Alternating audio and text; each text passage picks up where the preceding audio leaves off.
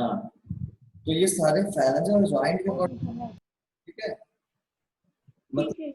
इसको इसको ना बिल्कुल एग्जैक्टली देख के नहीं, देख के हम प्लॉट करते हैं, उसके आगे एनाटॉमी में आ जाना है। हाथ की भी अपनी एक एनाटॉमी है,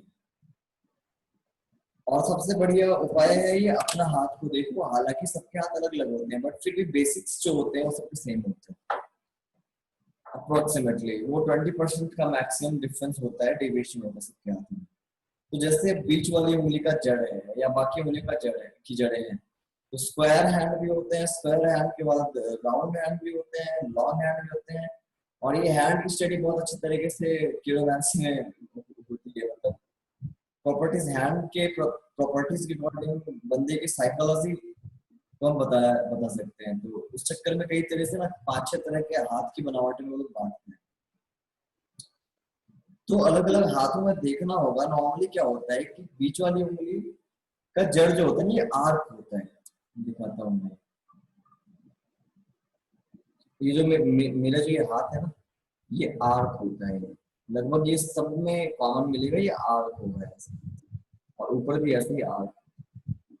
तो हाँ। ज्यादा आर्क होता है, नीचे कुछ कम आर्क होता है। क्यों?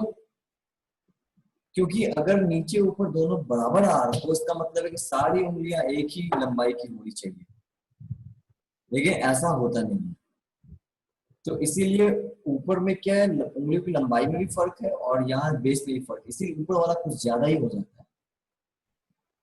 ये भी सबका अलग अलग मिलेगा। मेरी ये उंगली बहुत लंबी है, नॉर्मली नहीं मिलेगी। नॉर्मली कुछ लोगों में ये दोनों बराबर मिलेगी, कुछ की ये लंबी मिलेगी, है ना। और मुझे लग रहा है कि मुझे इस उंगली लंबी उंगली का फायदा मिल रहा है। आज टेस्टिमोनियल से मैंने देख लिया। Ring finger. न्यूमरोलॉजी में बोलते हैं एक है आई विल और दूसरा है आई कैन।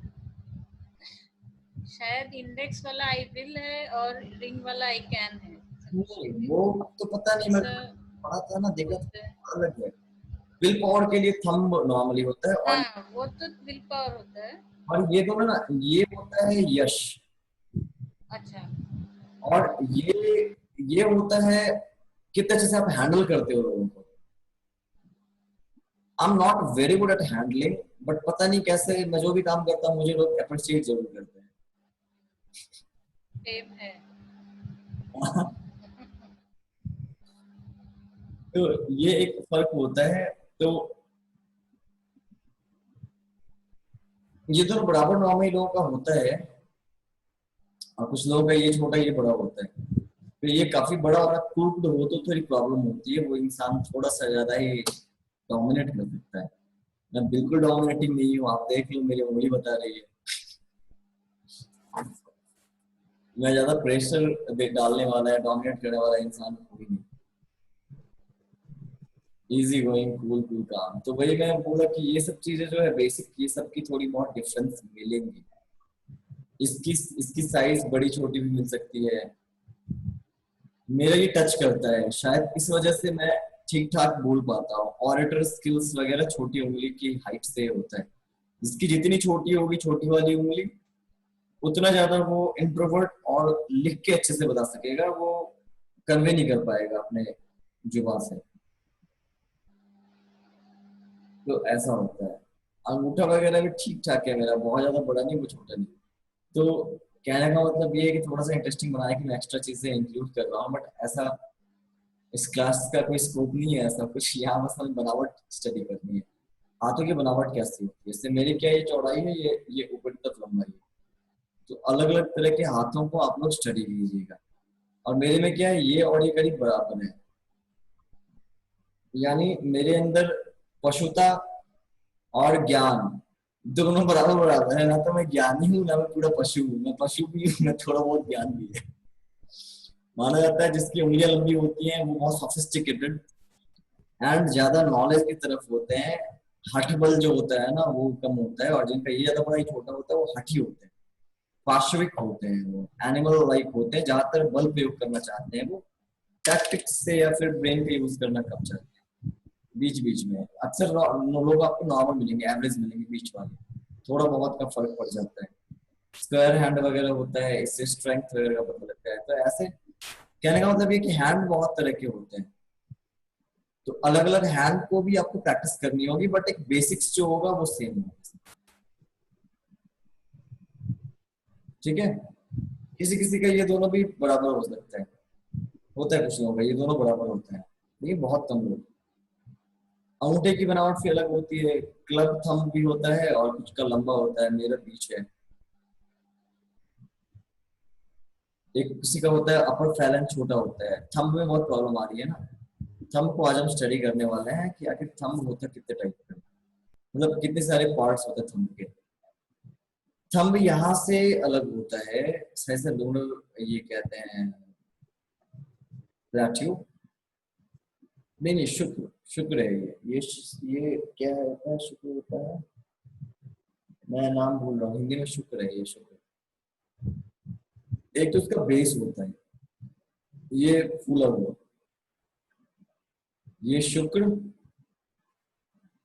एक ये बेस हो गया, हल्का साइड निकला होगा, ये यहाँ एक एक फैलेंस का यहाँ है, जो बेसिक है यहाँ है। और सबसे अलग बात क्या होती है, इन सब में तीन तीन फैलेंज हैं और एक हमारा बेस होता है जो कि यहाँ से यहाँ जुड़ा होता है, कलाई में जुड़ा होता है। वो एक यहाँ से यहाँ भी एक हड्डी जा रही होती है, हर एक उंगली की एक हड्डी जाती है यहाँ, यहाँ पर। और ये बिल्कुल साइड जा रही होती है। अगर अगर आपका ये सब नहीं होते ना, ये मांस वांस अगर नहीं होते, तो ये काफी हद तक और फ्लेक्सिबल होता है। तो ये एक जड़ वाली है और ऊपर तीन है, एक अंदर सबमर्ज्ड और एक और तीन बाहर, सारे उंगलियों में।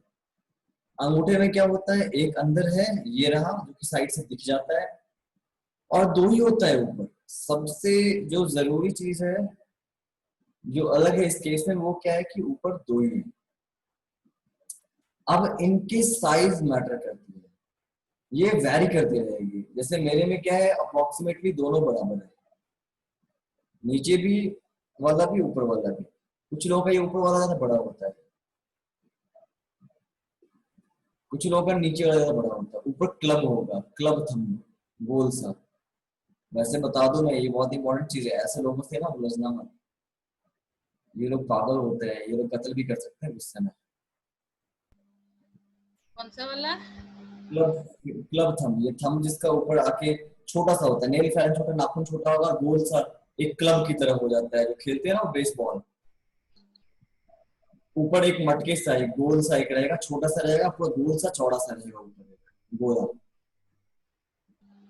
थंब। और जो जितना लंबा सा होगा ऊपर वाला फैलेंस, जिसका लंबा सा होगा बिल्कुल स्लिम सा, वो इंसान जल्दी इन सब चीजों में नहीं लगता है, बड़ा सॉफ्टिस्टिकेटेड होता है वो इंसान, लड़ाई झगड़े से दूर रहने वाला। और एक चीज, चलो एक चीज तो और बताया था, ये चीज मैंने बहुत ज्यादा गौर किया है और एक बार भी ऐसा नहीं हुआ है कि ये मुझे सही नहीं बताया, कभी ज्यादा कभी कम, लेकिन गलत कभी नहीं साबित हुआ है। वो क्या है, ये अंगूठे की फ्लेक्सिबिलिटी जितनी ज्यादा होगी बंदा उतना फ्लेक्सिबल होगा, जितनी कम होगी उतना जिद्दी। अब जिद्दी का दो मतलब होता है, एक विल पावर में भी जिद होती है, वो एक अलग है। बट ऐसा बंदा सब कुछ जानते समझते हुए आपकी बात मानेगा नहीं, जिसका बिल्कुल स्टिफ रहेगा। उससे आर्ग्यू करना मतलब सिर्फ लड़ाई के लिए आर्ग्यू करना है, वो जल्दी समझेगा नहीं आपकी बात। और जितना ज्यादा फ्लेक्सिबल होगा उतना ज्यादा वो समझता है, देखिए मेरे कितनी फ्लेक्सिबल है। दूसरों की प्रॉब्लम समझने से लेके, सिंपैथी एम्पैथी से लेके, कोई भी बात में अपने व्यू से अलग हट के सामने वाले को भी समझना जो होता है, वो ज्यादा फ्लेक्सिबल वाले, ये वाले अंगूठे वाले वो ज्यादा समझते हैं। अब सब अपना चेक करना कौन कौन जिद्दी हो, कौन कौन मूड बुद्धि हो। ये हमने ट्राई किया है, ये बहुत सही होता है, बहुत सही। हालांकि दोनों का अपना फायदा और अच्छा ही है, मैं ये नहीं कह रहा कि जिसका स्टिफ है वो लोग गलत है, उनके पास एक फायदा होता है। फायदा क्या होता है कि कई बार आपको दुनिया को नहीं सुनना होता है, ऐसे लोग इन्फ्लुएंस ज्यादा हो जाते हैं दुनिया से, वो भी गलत चीज है।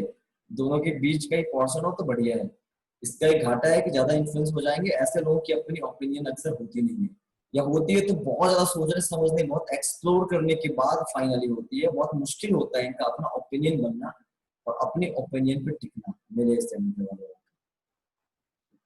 और क्योंकि जिसके पास जाएंगे ना वैसे इन्फ्लुएंस में आ जाएंगे, जो जैसी बात पढ़ाया वैसी बात पढ़ ली। ठगना बहुत आसान हो जाता है इन लोगों को, नेताओं के लिए बढ़िया। और जो बिल्कुल स्टिफ होते हैं उनकी प्रॉब्लम ये होती है कई बार उनके काम की चीज भी वो जानबूझ के नकार जाते हैं अपनी जिद के चक्कर में। तो कोई भी अच्छा कोई बुरा नहीं है, दोनों में बैलेंस करने वाला अच्छा है, इसीलिए आपको जिसका मिल जाए कोई अंगूठा तो अच्छा बुरा नहीं सोचना है, सब बराबर है, सबका अपना एडवांटेज है। तो हाँ, तो खैर हम कहाँ चले गए।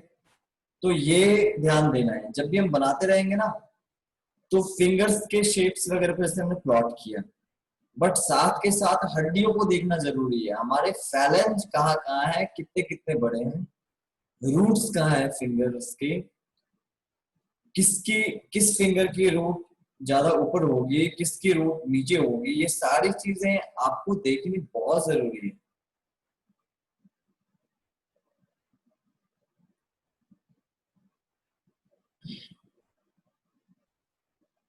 बहुत ज्यादा क्रेज आ रहा है क्या।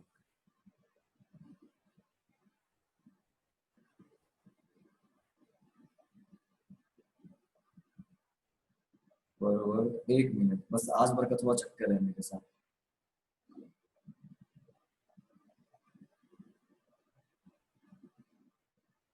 Click the link for details. बहुत ज्यादा हो गया आज, फाइनल पता है ना, आज फाइनल है आज सबमिशन का। तो अब जाके लोग हंगामा मचा रहे हैं और हड़बड़ा रहे हैं, अब दनादन दनादन मैसेज आ रहे हैं।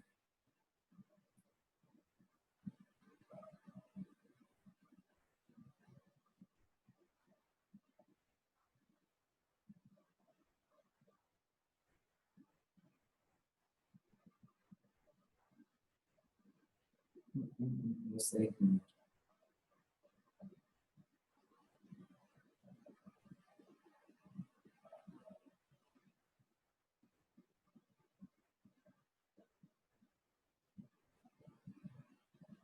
Today is the last day.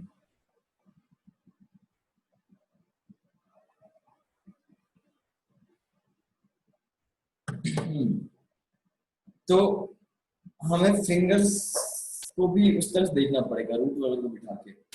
तो बेसिकली और कुछ है नहीं इसमें, एक हथेली होती है, एक इधर थंब का ये पोर्शन निकलता है, थंब के दो, और बाकी सारे फिंगर्स के तीन तीन फैलेंज होते हैं। ये नीचे वाला जो होता है बेस, वो भी हल्का आर्च होता है, और ऊपर वाला हल्का आर्च होता है। और अंगूठा छोटा होगा, साइड से निकलेगा, दो ही फैलेंज है, इसे छोटा होगा, एक तो इसकी ऑरिजिन कम होती है। अब एक दिक्कत क्या आती है ना, अंगूठे के जड़ को प्लेस करने में प्रॉब्लम आती है। अंगूठे के जड़ को कैसे प्लेस करना है, ये ध्यान देना बहुत जरूरी है। कि अगर हम बिल्कुल इसको ऐसे रखें तो ये एक स्क्वायर आ रहा है, और अंगूठा का जड़ थोड़ा नीचे होगा, ना कि इसके बराबर में आएगा। जैसे इसका बराबर का हो गया ये एरिया ना, हम अक्सर इसको ऊपर कर दिया करते हैं, ये नहीं करना है, इसका जड़ नीचे। ये जब फोल्ड होके आएगा तब ये करीब करीब यहां तक आता है। जिन लोगों का बहुत लंबा होता है उन लोगों का इसके बीच वाले फैलेंस तक आता है नॉर्मली। जिन लोगों का छोटा होता है थोड़ा, उन लोगों का इसके नीचे रह जाता है, जो ये रूट है ना सारे फिंगर्स उसके नीचे रह जाता है। मेरा लगभग लगभग बीच में, सब कुछ एवरेज एवरेज ही है मेरा। तो एक्सट्रीम कंडीशन में आपको बता नहीं सकता अपने हाथ से, बट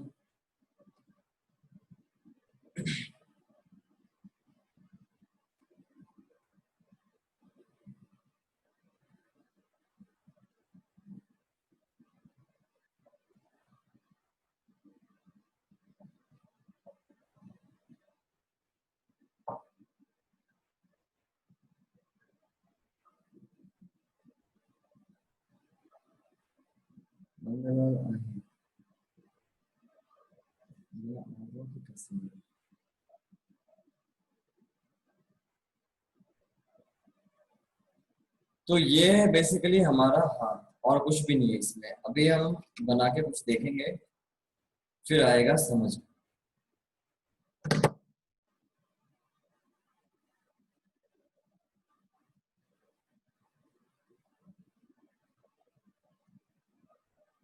अरे मैं मीनाक्षी वाले से ही बनाने जा रहा हूँ क्योंकि वो मुझे लग भी अच्छा रहा है, बहुत ढंग से बहुत सही चूज करके लाई है ये मेरे लिए, मुझे ज्यादा परेशान करने के लिए, है ना। कितने सारे मैसेज आ रहे हैं फाइनली। अच्छा लग रहा है, लोग रिटार्ड को जान रहे हैं, लोग अब चाह रहे हैं इसके बारे में जानना, पार्टिसिपेट करना।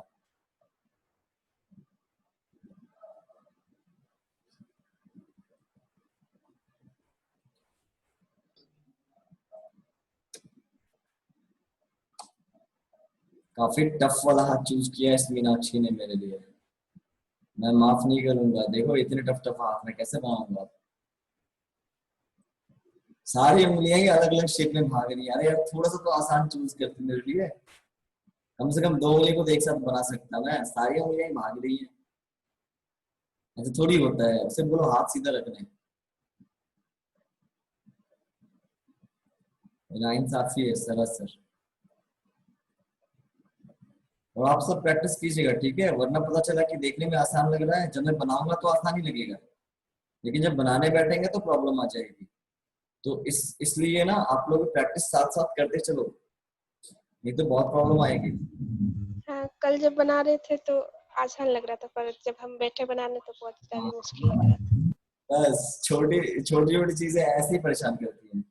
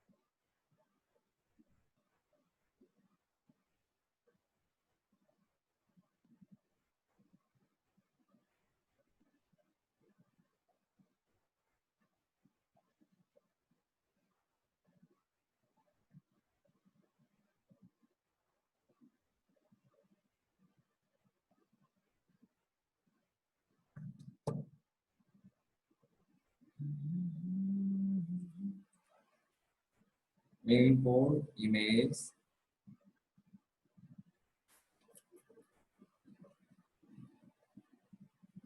कहाँ था वो अभी, हाँ इधर था, गलत जगह पे मैंने अभी सेव कर लिया था मुझे।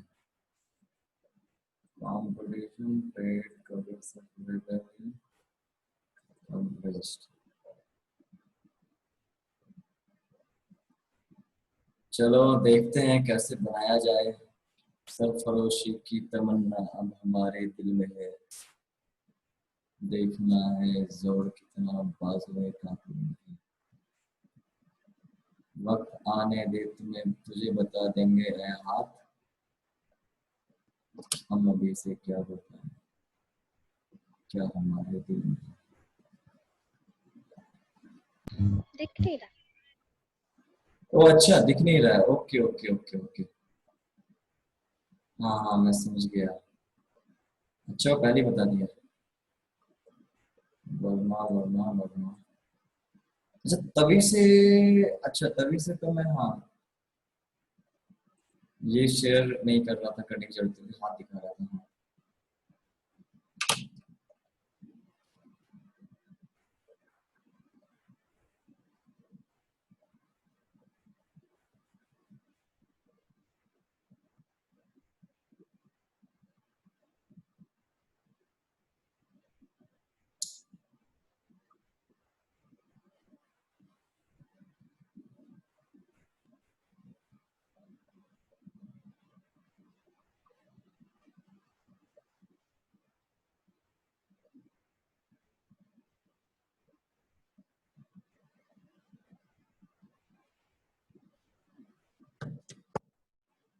सुषमा मैम भी आ गई,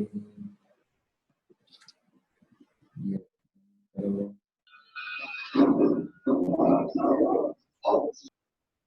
ये कहाँ गया, हाँ और ये पकड़ क्या रही है? ओ भाई साहब, खतरनाक, इसे तो काट लेगा। तुम्हें ऐसे ऐसे ही फोटो मिलते हैं मीनाक्षी? हाँ, नहीं ये बन नहीं रहा था इसलिए। ये बदमाश करने वाले बनाने की क्या जरूरत थी?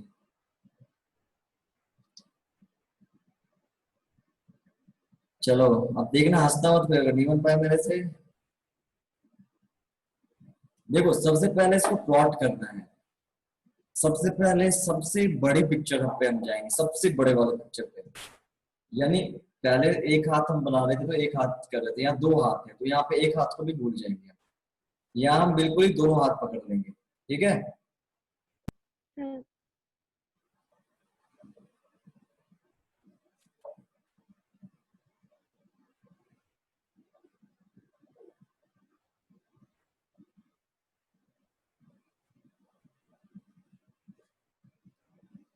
तो कैसे पकड़ेंगे हम? ये हमारा टॉप मोस्ट पॉइंट लग रहा है।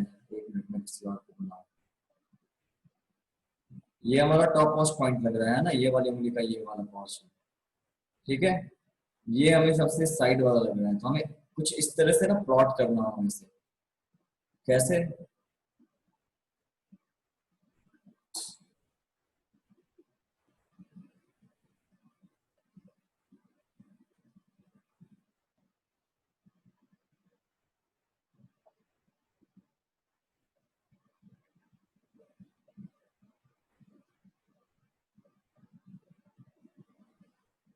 सीधा भी कर सकते हैं इसे, अभी ज्यादा कुछ लोड नहीं लेना है।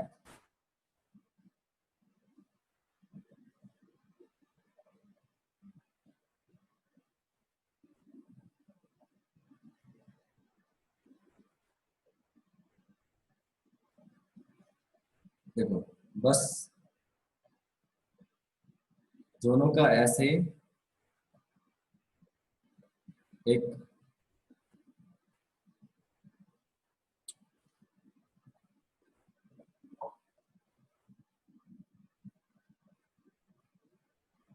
हेलो हम्म, सर, ये जो फॉर्म आपने बनाया है ये मतलब कैसे हमें कैसे समझ में आएगा कि हमें इस तरीके से पहले फॉर्म बना लेना है, क्योंकि हर हर इमेज का तो अपना एक ये होगा ना।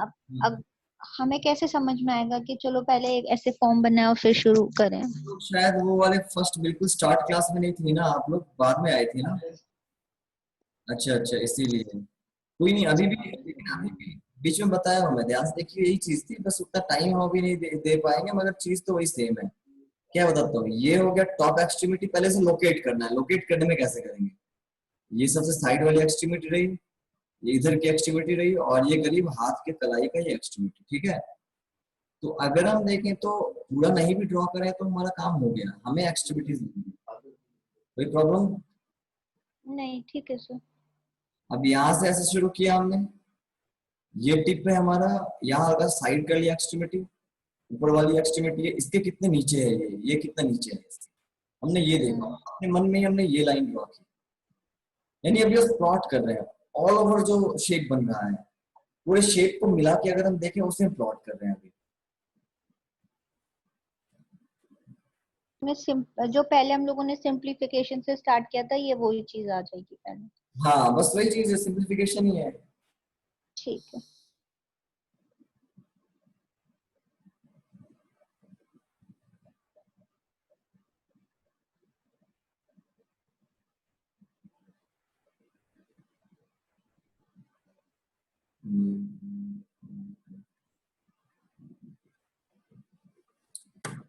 तो बेसिकली यहीं से हम स्टार्ट करेंगे, बिल्कुल सिंपल।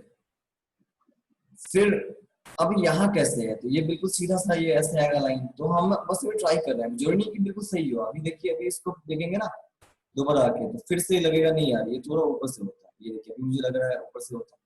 मैंने सुधार किया है ना।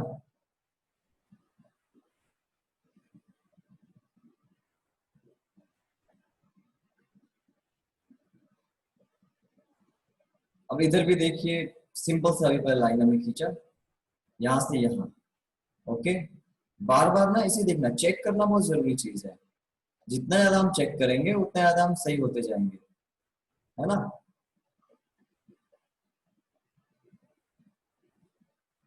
तुरंत तुरंत आगे भागने के चक्कर में नहीं रहना है, बार बार देखेंगे, बार बार चेक करेंगे।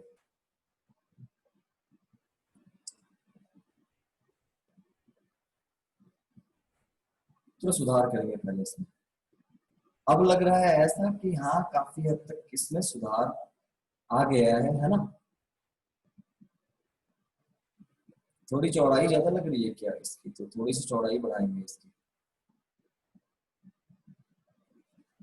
सबसे स्टार्ट का जो है स्टेप सबसे इंपॉर्टेंट होता है।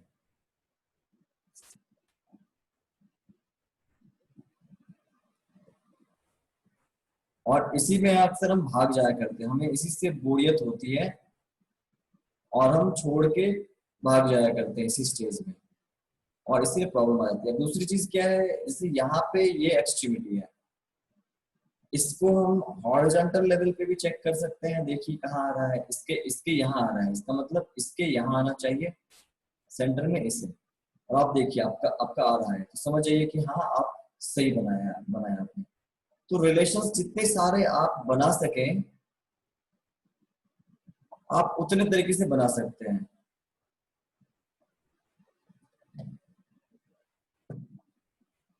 कई तरह के रिलेशंस होते हैं,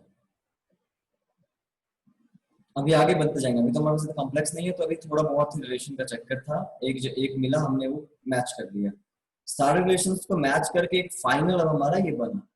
अब लग रहा है हमें कि हमारा ये कहीं भी प्रॉब्लम नहीं है, अब प्रॉपर ये एक लेआउट बन चुका है। अब इसके अंदर तोड़ने में हम लोग आएंगे। अब इन दोनों हाथ के बीच तोड़ते हैं, यहाँ से यहाँ और यहाँ से यहाँ अप्रोक्सीमेटली इक्वल है, थोड़ा सा कम है, तो हमने एक ये लाइन दे दिया, एक इंटरसेक्शन का, इसलिए हमने ऐसे ड्रॉ किया। ओके, तो कहीं ना कहीं यहाँ हमने दोनों को दो भाग में बांट दिया। अब क्या है, दोनों हाथों को अब हम समेटेंगे, हाथ कितनी दूर में वो समेटेंगे। अब यहाँ अगर देखें तो ये वाला करीब ऐसे आ रहा है और ये ऐसे आ रहा है ना, तो हमने क्या किया, इस जगह से कोशिश करेंगे हम लोग बिल्कुल इधर वाली जगह को भी देखते रहे और लेफ्ट राइट दोनों जगह को देखते हुए, दोनों तरफ स्पेस बन रहा है। एक जो लाइन हमने अभी ड्रॉ की बीच वाली, इसके दोनों तरफ स्पेस बन रहा है, दोनों को हम देखते हुए। ये यही विजन है, ये विजुअलाइजेशन जो अच्छा मिलेगा ना आप लोग का, तो दोनों तरफ से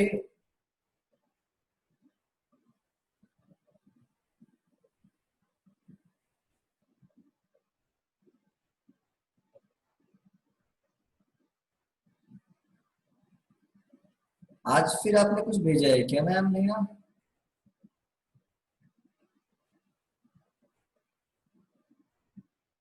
अच्छा नहीं नहीं नहीं, पहले वाला ही दिखाया है। नहीं समझ नहीं, संडे 14 स्टोर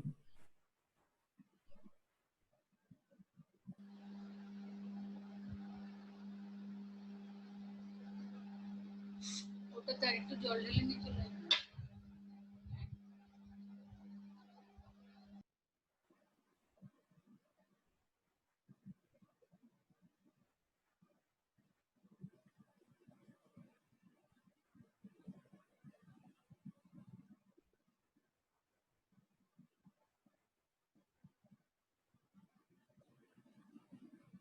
अच्छा अच्छा वो चला गया। मुझे लगा आपने मेल किया है क्या? नहीं ना मैम, सोनाली मैम आपने मेल तो नहीं किया है अभी?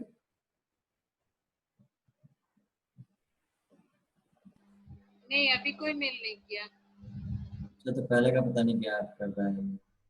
तो देखिए दोनों तरफ के साइड को देखते हुए हम इसे प्लॉट करेंगे, एक बार लेफ्ट देख रहे हैं एक बार राइट देख रहे हैं, और ये दोनों करने के साथ साथ जब करेंगे तो ये बिल्कुल परफेक्ट सेंटर में आएगा जहां इस लाइन को होना चाहिए। ये लाइन हमने ऐसे करके ना दोनों तरीके दोनों चीजों को कंपेयर करके मैं किया करता हूँ प्लॉट, जिसकी वजह से ये परफेक्ट आती है। दोनों साइड जो नेगेटिव और पॉजिटिव स्पेस, अब यहाँ क्या है, ये पॉजिटिव स्पेस है और ये नेगेटिव स्पेस है, दोनों को हमें देखना है कि लाइन एक एक पूरे ऑब्जेक्ट को ऑल ओवर को एक साथ देखना है, और फिर देखना है कि लाइन कैसे बांट रही है। सेम एक शेप, पूरा शेप देखा उधर, फिर पूरा शेप इधर देखा, फिर देखा लाइन कैसे बांट रही है, उसका एंगल क्या है, कितनी लेफ्ट कितनी राइट है, प्लॉट कर रहे हैं। अब हाथ को प्लॉट करना है,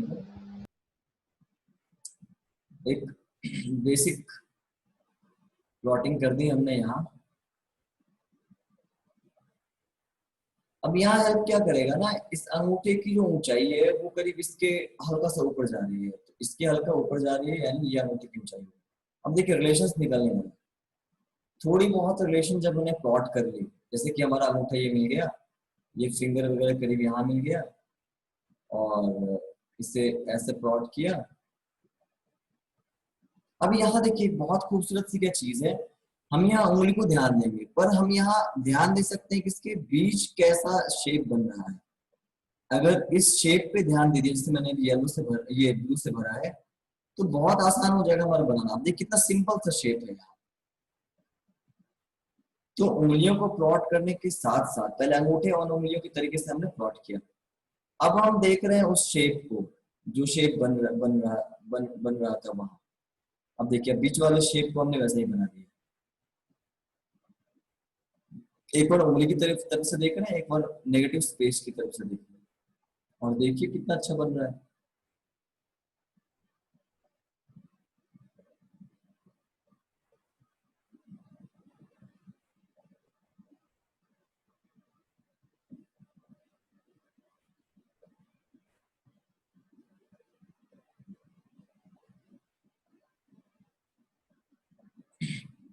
समझ आया सबको?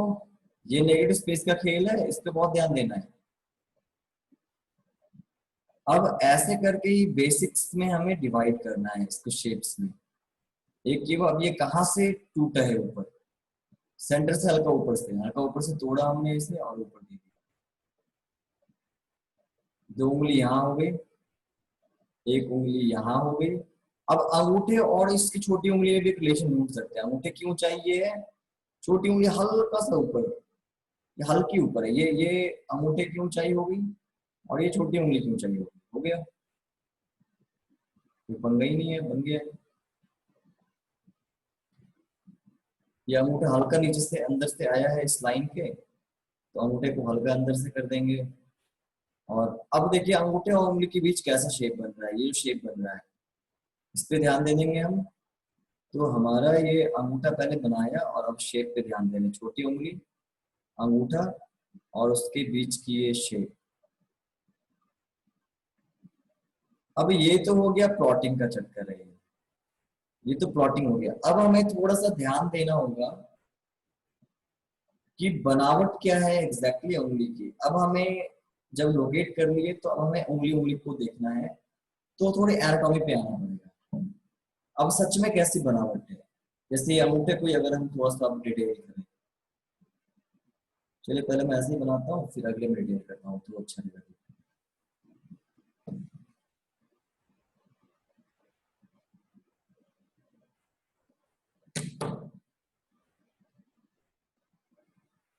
ये इस वाले को हमने क्या किया, थोड़ा फीका कर दिया,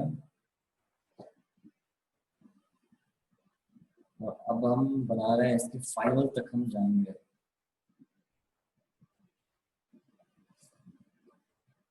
ये था बेसिक प्लॉटिंग, ये थी बेसिक प्लॉटिंग। सबको समझ आ गई बेसिक प्लॉटिंग? अब हमें जाना है इसको डिटेल करने में जाना है।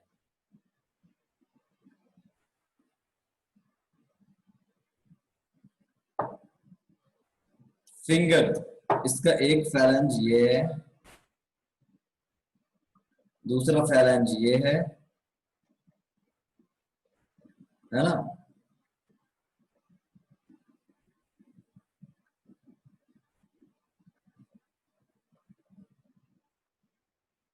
और तीसरा फैलेंज क्या है, तो ये नीचे यहाँ जड़ में होगा, यहाँ इधर, क्योंकि हम देख रहे हैं ऊपर बढ़ता जा रहा है, ये ऊपर बढ़ता जा रहा है, ये इसका रूट हो गया, इसका रूट हो गया, ये भी हल्का इधर ही होगा कहीं यहाँ होगा। फिर इसका भी सेंटर ये है, इसका सेंटर ये है, इसका सेंटर ये है। इन सारे को ध्यान में रखना बहुत जरूरी है।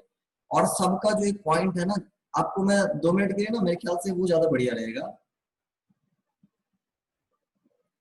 कि जब हम बाकी उसकी तरफ इसे भी बनाए। एक ये हो गया, जॉइंट जिस तरह हम हाथ पैर बनाते हैं, सबके जॉइंट को देखिए, सबका जॉइंट ऐसे ऐसे है। अब सबको लोकेट करना है, अब इन सब में कंफ्यूज नहीं करना है, ठीक है। इधर भी देखें तो जॉइंट यहाँ है, आपस में इन लोग इन सबको बिठाते हुए आपस में हमें बनाना है। ओके, कौन कितना ऊंचा है, कौन कितना नीचा है, ये सबसे मेन यहाँ है, क्योंकि यहाँ मुझे लग रहा है कि सबसे कंफ्यूजिंग यही है।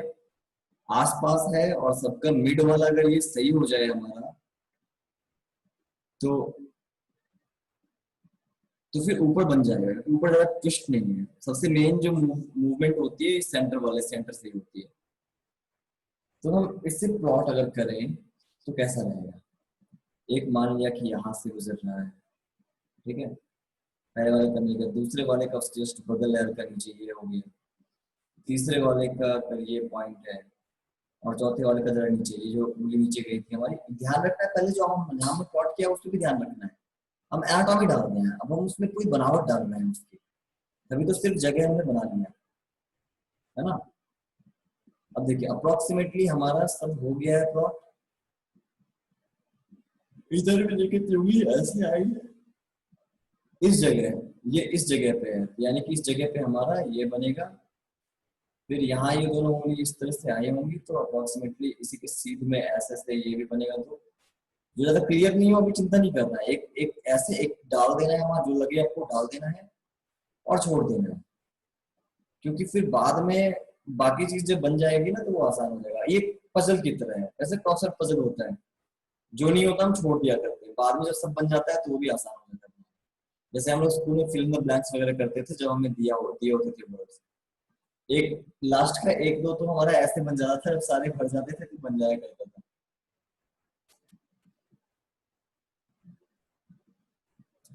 अब इसे प्लॉट करना ज्यादा मजेदार होगा,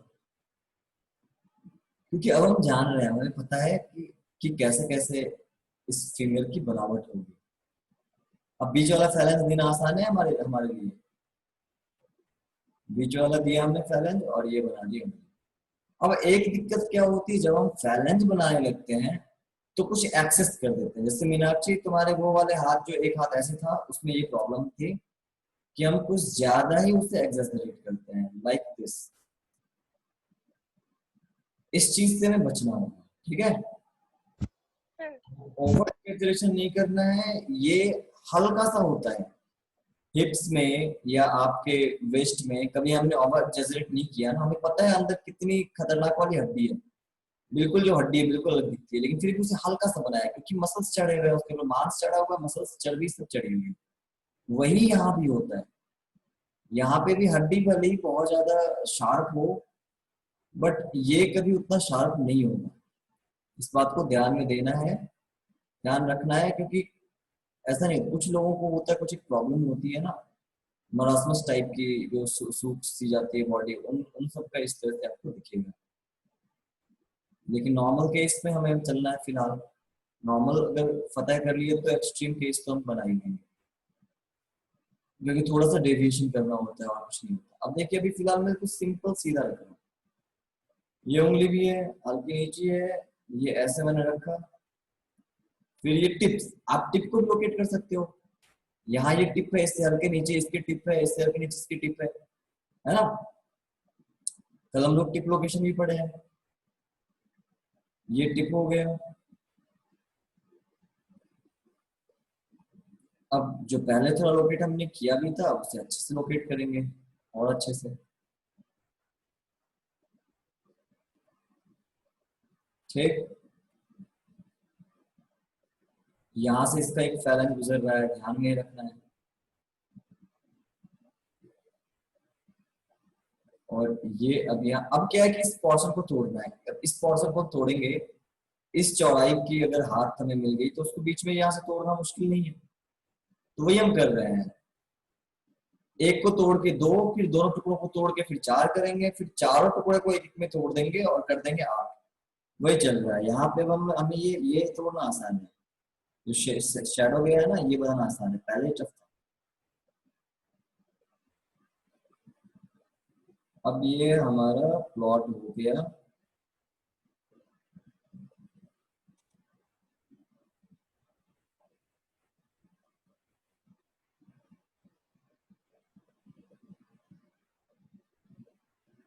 अंगूठे में फैलेंज के अकॉर्डिंग डिवाइड करेंगे हम।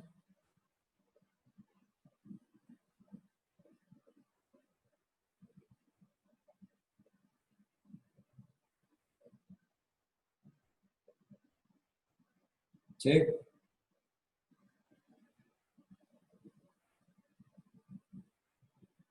और अब ये भी बनाना आसान है हमारे लिए।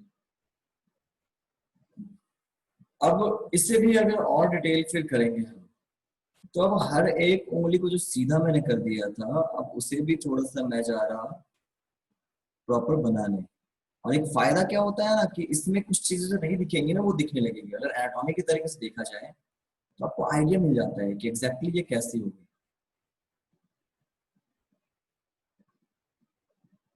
ये आपको बेसिक फाउंडेशन पता है ना, बनती कैसे है उंगलियां।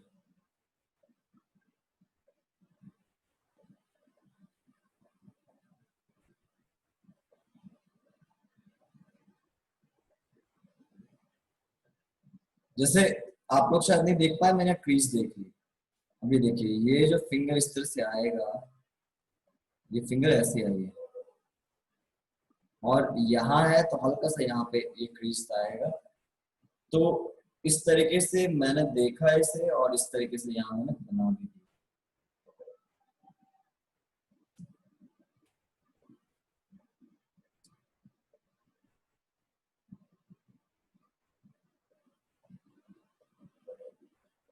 ठीक है, तो ये ऐसे बनता है। समझ आ रहा है मीनाक्षी? हाँ।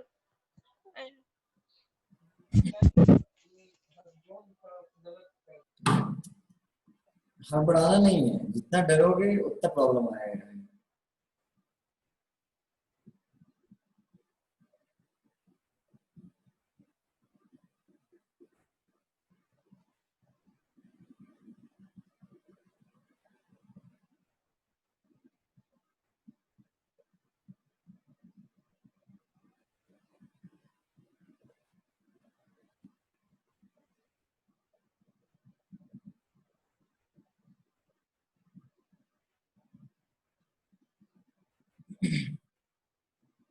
फोन पे, गूगल पे,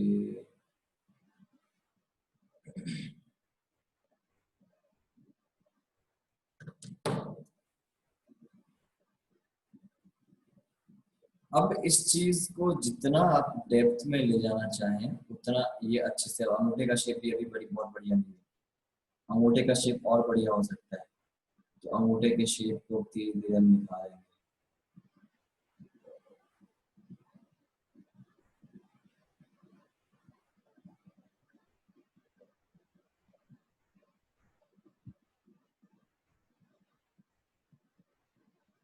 इधर भी वही है, फैलेंज वगैरह में डिवाइड कीजिए, प्रॉपर शेप में धीरे धीरे धीरे धीरे आ जाएगा। अब इसे भी डिवाइड करना आसान हो गया। ये इसका बेस हो गया।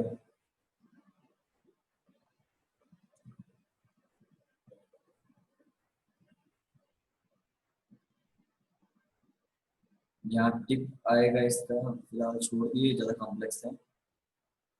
ये इसका टिप आएगा,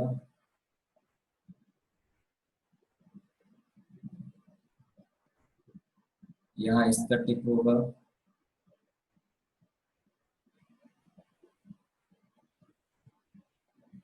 और यहाँ ये वाली आ रही है जहाँ जॉइंट दिए थे, और इसका यहाँ जॉइंट होगा। तो ऐसे करके ना टिप, जॉइंट, फैलेंज, ये सारी चीजों को ध्यान रखते हुए धीरे धीरे तोड़ना है। एक बार में कुछ भी नहीं होगा, एक बार में तोड़ने की कोशिश भी नहीं करनी है, नहीं तो फिर प्रॉब्लम आएगी।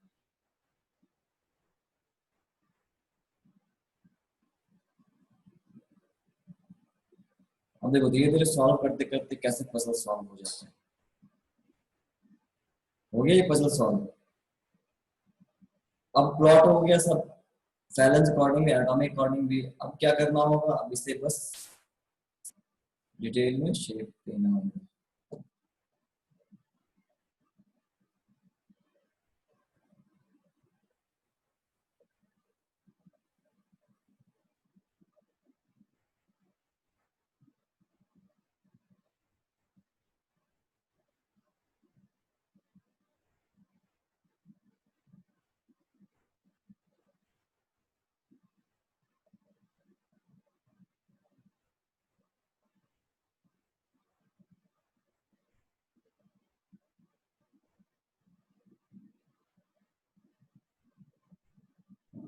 तो ये वाला क्लियर हो गया। दूसरा वाला बताएं या छोड़ दें? समझ आ गया क्या मीनाक्षी?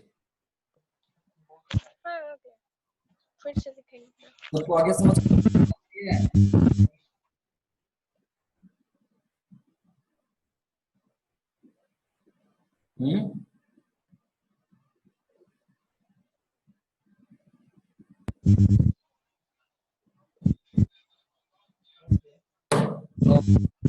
तो चलिए कुछ और बताऊं मैं इसके बारे में? और भी कुछ बताना है? हाथ हाथ के ऊपर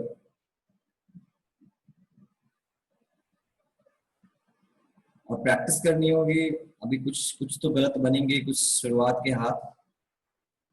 जितना ज्यादा बनता जाएगा, सिंप्लीफिकेशन मेन क्या है? सिंप्लीफिकेशन, इसकी प्रैक्टिस करनी होगी। और जितना आप बनाएंगे उतना प्रैक्टिस होता जाएगा इसका। सबसे मेन है सिंप्लीफिकेशन, इसकी तो बहुत प्रैक्टिस करनी होगी।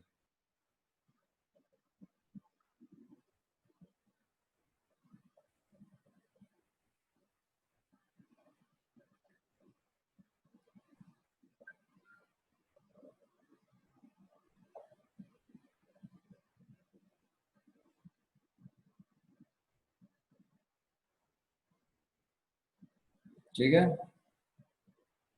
हाँ।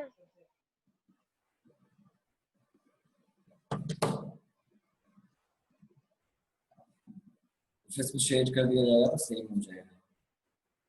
अब किसी ने ट्राई किया क्या कि इससे बनाया जाए कुछ, पर्सपेक्टिव करके कुछ बनाया जाए?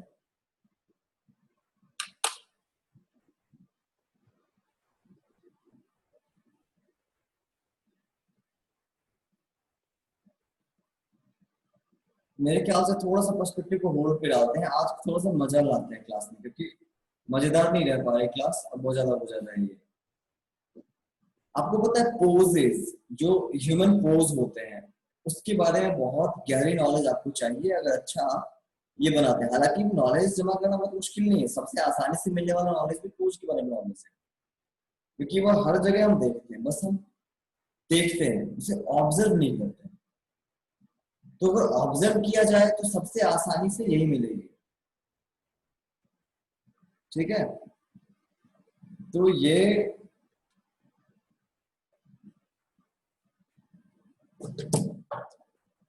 पोजेस ऐसे होते क्या है? पोजेस होते हैं पोजीशंस, और पोजीशन का ही शॉर्ट फॉर्म है पोज। पोज देना, पोज देना मतलब एक कोई पोजीशन बनाना, जिसे कहते हैं भाव भंगिमा कहते हैं ना। भाव हो गया एक्सप्रेशन, भंगिमा हो गया पोजीशन, पोज जेस्चर।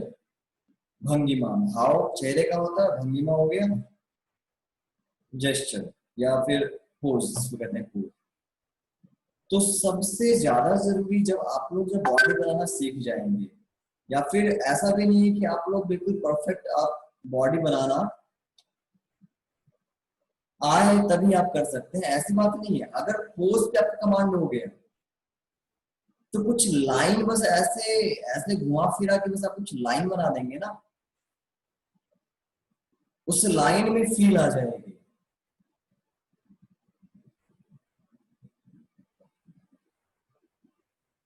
और वही हम लोग यहाँ सीखने जाएंगे, सीखेंगे हम वही चीज। कुछ बेसिक से ना लाइंस होते हैं,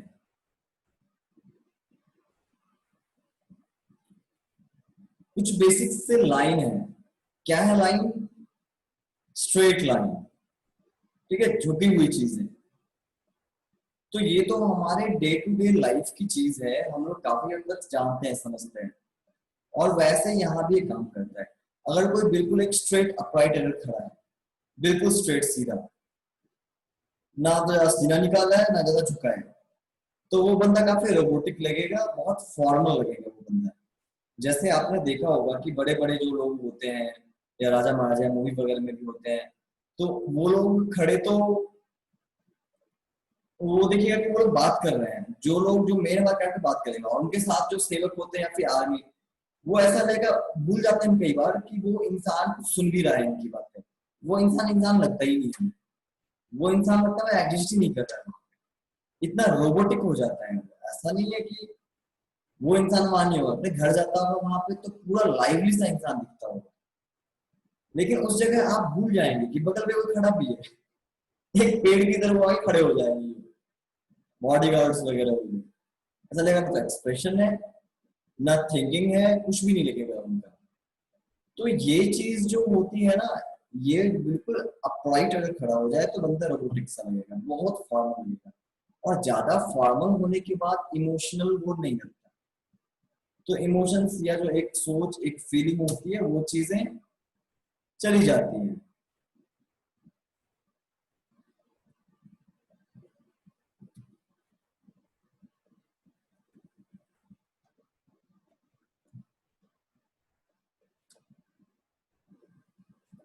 फिर अगर कोई बंदा अगर बैक की तरफ अगर कोई झुक जाए, सीना निकाल ले और वो बंदा बैक की तरफ झुक जाए, तो कैसी फीलिंग आएगी? तब आएगी फीलिंग बहुत प्राउड वाली, या फिर या तो वो परमानेंट होगी या टेम्पररी होगी। दो तरह के होते हैं। आपको जब भी एक्सप्रेशन होता है, आपको याद होगा लिटरेचर में हमने पढ़ा था ये, कि एक परमानेंट एक्सप्रेशन होता है, एक इंसान की शक्ल में कुछ ऐसी चीजें चेंज हो जाती है, बन जाती है ऐसी कि वो परमानेंटली खड़ूस दिखेगा, वो हमेशा खड़ूस ही दिखेगा। ना कुछ लोग शक्ल देख के लगता है यार क्या, इसको जब देखो तो रोते रहता है, टाइप का फील आता है, आपका भी ना मतलब डाउन कर देगा, आप भी खुश नहीं रह पाओगे फिर। तो एक तो ये होता है। और कुछ लोगों में क्या होता है, एक अच्छा सा इंसान है, बड़ा खुश मिजाज इंसान, और अचानक से बहुत सैड हो गया। तो ऐसे ही पोजेस भी होते हैं, एक परमानेंट और एक टेम्पररी। तो जब आप स्टोरी टेलिंग कर रहे होंगे, कुछ बना रहे होंगे, तो हो सकता तो आपको एक कैरेक्टर बनाना होता है। सबसे जरूरी चीज है कैरेक्टर बनाना, और कैरेक्टर बनाने में आपको एक परमानेंट उसकी बॉडी लैंग्वेज ही बनानी पड़ेगी। मैंने एक बुक में पढ़ा था कि आप पहले कैरेक्टर को जिंदा करते हो, आप सोचते रहते हो कैरेक्टर कैसा होगा, उसके हर अलग अलग क्वेश्चन से बनाते हो, धीरे धीरे करते करते कैरेक्टर जिंदा हो जाता है। तब पता है क्या होता है, तब आप उसे रेगुलेट नहीं करते हो, तब आप उस पर सिर्फ सिचुएशन इम्पोज करते हो, वो खुद रिएक्ट करता है। बात थोड़ी अजीब लगेगी, बट आप जो बना दिया ना, आप उसको जिंदा इंसान की तरह ट्रीट करने लगेंगे। अच्छा ऐसी चीज आ गई, अभी कुछ हो गया, 10 कैरेक्टर आपके हैं, तो आपको दिमाग में आ जाएगा वो उसका क्या करेंगे, तो अपने दिमाग में आ जाएगा अरे वो बंदा ऐसा करेगा, वो बंदा ऐसा करेगा। हम उस तरह जिंदगी दुनिया में कहते हैं ना कि ऐसी चीजें हो जाएंगी। अच्छा मीनाक्षी ऐसी लड़की है, वो उसको ऐसे ऐसे लेगी, नहीं वो बहुत अग्रेसिव है, वो तुरंत लड़ जाएगा इस बात पे। तो ऐसी चीजें हम जैसे लाइव लोगों के लिए बारे में कहते हैं, वो चीज हमारे कैरेक्टर में हो जाती है, वो कैरेक्टर को कहते हैं जिंदा हो जाना। कैरेक्टर खुद की लाइफ जीता है, उसे बनाने वाला जरूर राइटर या आर्टिस्ट होता है, लेकिन बहुत जल्द वो राइटर आर्टिस्ट के पहुंच से आगे बढ़ जाते हैं, वो उसको आउटग्रो कर देता है। राइटर और आर्टिस्ट की चल नहीं पाती उसके बाद इन लोगों को उसके अकॉर्डिंग चलना पड़ता है। कैरेक्टर चलवाता है, कैरेक्टर खुद की एक जिंदगी जीने लगता है। जब कैरेक्टर में जान आ जाती है ना, तो वो किसी गुलाम नहीं रह जाता, वो इंडिपेंडेंट हो जाता है। तो वो परमानेंट ट्रेट्स जो होता है उसे डेवलप करके हम ये चीज करते हैं। जो परमानेंट ट्रेट्स होते हैं ना किसी के, उन परमानेंट ट्रेट्स को अगर हमने एस्टैब्लिश कर लिया, परमानेंट शक्ल बना लिया, तो वो हो गया। और एक होता है टेम्पोररी पोजेस। जैसे एक इंसान है तो डरपोक, हमेशा डरता रहेगा, उसकी परमानेंट पोज ऐसे है, झुका रहेगा हमेशा। लेकिन एक ऐसा केस हो जाता है, कभी हम कभी कभी ना एक्सट्रीम ऑफ कंडीशंस डाल के तड़का मारते हैं अपनी स्टोरी में। तो उस केस में क्या करते हैं कि वो इंसान बहुत कमजोर है पर किसी को बहुत प्यार करता है, उसके खिलाफ भी खड़ा हो गया, वो अचानक से तन के खड़ा हो जाता है। मतलब आपको ताजुब करवाना है, आपको एस्टोनिश करते रहना है देखने वाले को, क्या वाह आज तो ये भी तान के खड़ा हो गया। तो लाइक ये दो चीज जो होती है ना, इसको ध्यान देना पड़ेगा। कुछ पोजेस जो होते हैं उसमें ओवर करना होता है, ओवर एक्टिंग करनी होती है, कुछ पोजेस नॉर्मल होते हैं। अगर कोई इंसान का परमानेंट पोज की बात करें तो वो नॉर्मल होगा, ज्यादा टुवर्ड्स नॉर्मल होगा। सीना तानेगा तो एक लिमिट से तनेगा, ऐसा नहीं कि सीना तक पेट भी तन रहा है, कुछ ज्यादा ही आउट हो गए हम और सब तन रहा है और पीठ झुक जा रही है, वो नहीं, वो एक नॉर्मल सा खड़ा हुआ है। ऐसे एक बंदा, एक आत्मविश्वास वाला आदमी, वो बिल्कुल एक नॉर्मल सा सीना तान के कोई अगर मिलिट्री बनाना है पर वहीं अगर एक कमजोर आदमी, डरपोक आदमी जो हमसे डर रहा है, उसे हम बना रहे हैं ऐसा कि अचानक से तंगे खड़ा हो रहा है, तो वहां हम थोड़ा एक्सट्रीम करेंगे, वहां पेट भी थोड़ा निकाल देंगे। तो एक हो गया शॉर्ट टाइम पोज, एक टेम्पोररी पोज हो गया, एक हो गया परमानेंट पोज। और ये बहुत हेल्प करने वाली है। सिर्फ आपको ये कॉमिक्स एनिमेशन में नहीं हेल्प करेगी। आप एक पेंटिंग बना रहे हैं ना, यही वजह था ना जब मैं डरता था, जब फिगरेटिव से, तो मैं कुछ करना चाहता था, कुछ भी एक्सप्रेस करना चाहूं तो मैं नहीं कर पा रहा था, बीच में घुस जाती थी फिगरेटिव। तो फिगर आर्ट अगर आप अच्छे से करते हो तो बहुत आपका हॉराइजन बहुत ब्रॉड हो जाता है, आप बहुत अच्छे से बहुत सारी चीजें आप कर सकते हैं।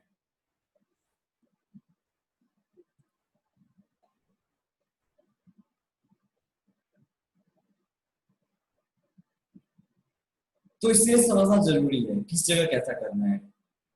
तो ये पोजेस हो गए। तो सीना अगर तना हुआ है तो वो बंदा लगता है कि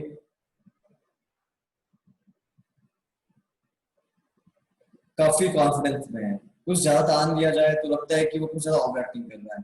ओवर एक्टिंग वही करते हैं, कौन करते हैं?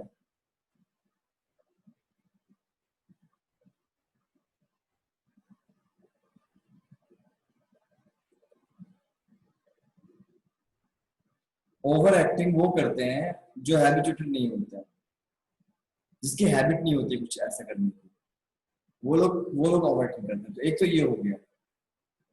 अब क्या होता है तीसरी चीज, अब तीसरा केस देखते हैं, हल्का झुका हुआ है सामने की तरफ। दो तरह से झुकना भी हो सकता है,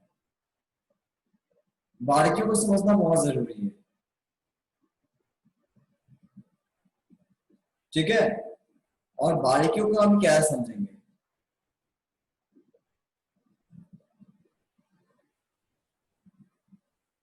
एक होता है कमर से झुकना, एक होता है कंधे से झुकना।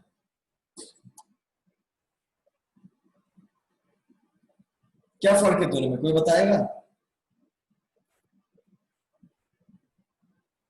कमर से झुकना और कंधे से झुकना, क्या फर्क है इसमें?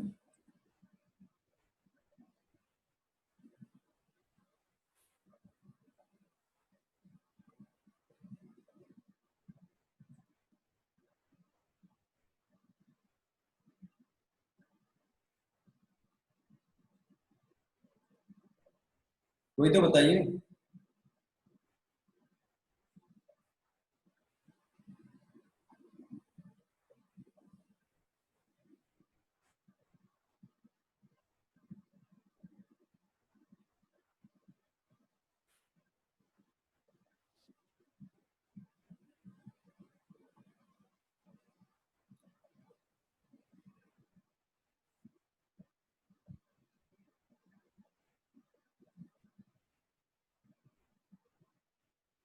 कोई नहीं बताएगा?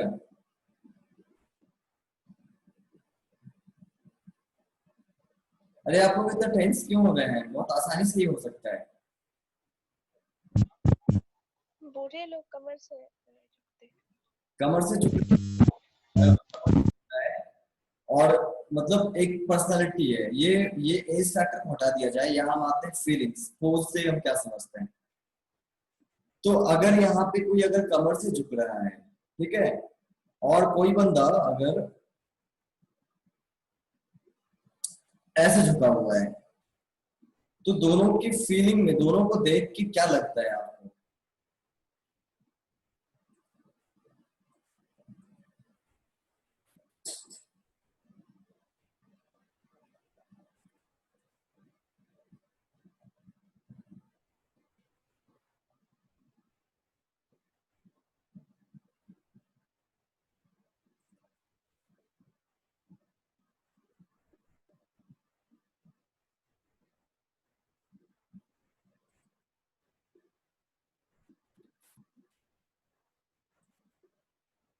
मैं बताता हूँ, आप लोग नहीं बताएंगे ऐसे। एक तो होता है बाउ करना, जब कमर से हम जब झुकते हैं जैसे कि जापानीज, कोरियन और चाइनीज कल्चर में है, तो बाउ करते हैं। वही अगर हम बात करते हैं दूसरी चीज में, हल्का हल्का डरा डरा सा इंसान जो होता है ना, हल्का हल्का सा जिसे डर लगता रहता है या थोड़ा सा कॉन्फिडेंस लेवल जिसका डाउन होता है, ये सारे लोगों को हल्का हल्का कमर से झुक के रहेंगे और सामने से देखते रहेंगे। सर उठा रहेगा, सर झुका नहीं रहेगा, कंधा झुका नहीं रहेगा, कमर से हल्का सा पूरी बॉडी झुक जाती है। लो कॉन्फिडेंस वाले की पहचान होती है। फिर क्या होता है, कुछ लोग क्या होते हैं, कंधे से झुकते हैं, ऐसे सीधा खड़े होते हैं मगर लगता है ऊपर जानी नहीं है, हल्का कंधे से झुके हुए हैं, हाथ वाथ सब सैड कर रहे हैं ऐसे। तो ऐसे लोग कैसे होते हैं? ऐसे लोग होते हैं थोड़े हारे हुए से लोग होते हैं। हारे हुए से लोग क्या, डिसअपॉइंटेड हो गए हैं वो, या फिर किसी भी तरीके से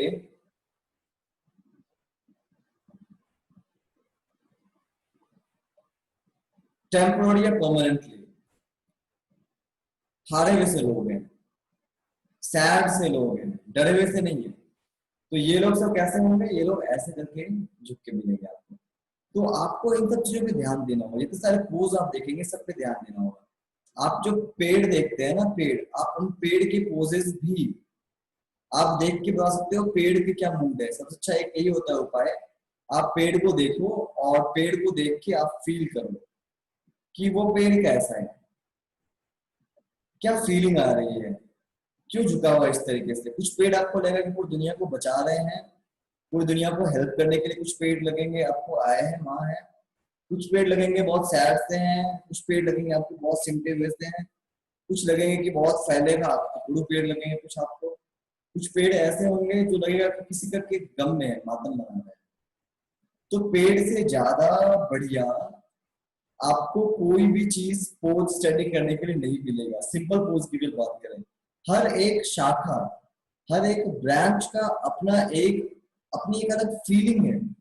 हर एक ब्रांच को देख के आप उसके फीलिंग के बारे में जब बताने के लायक हो जाए, तो समझिए कि आप आर्ट की जो डेप्थ होती है ना, वो शेप शेप की तरह से इमोशंस जो होते हैं वो आपको आ गए हैं, आप वो सीख गए होते हैं।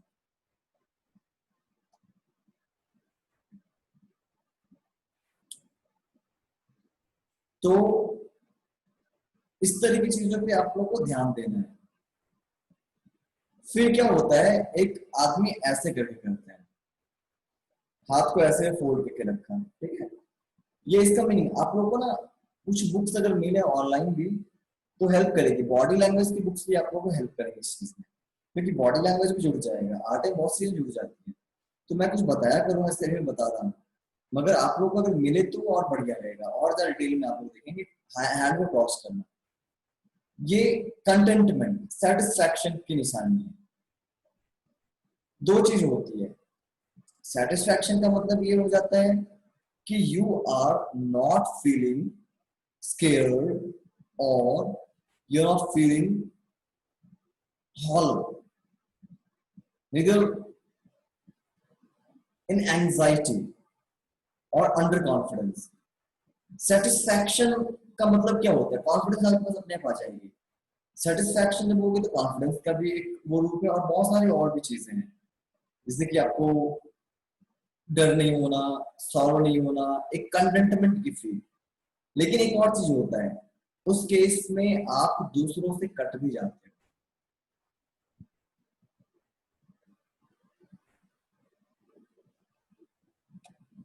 मतलब इस तरीके से करके अगर हम हैं तो ये सही नहीं माना जाता है इन मीटिंग्स। मीटिंग्स में या जब आप पर्सन टू पर्सन बात कर रहे हैं तो आपके हाथ को ऐसे करके रखना नहीं सही माना जाता है, और ना ही लेग को क्रॉस करना। लेग क्रॉस करके बैठना भी यही दिखाता है। अगर दोनों करके बैठा है कोई इंसान तो आप समझ जाइए कि आपकी बात वो सुनेगा तो, मगर समझने के चांसेस कम है। साइकोलॉजिकली होता है, साइकोलॉजिकली अपने आप पूरे डिफेंसिव भी अगर होते हो, आप अपने अंदर से डरे नहीं हो मगर आप डिफेंसिव हो, तो आप ऐसे कर लेते हैं। ये उसकी भी एक पहचान है। ओपन हैंड है आपका, आप बिल्कुल खुले हुए हो देखने के लिए, समझने के लिए।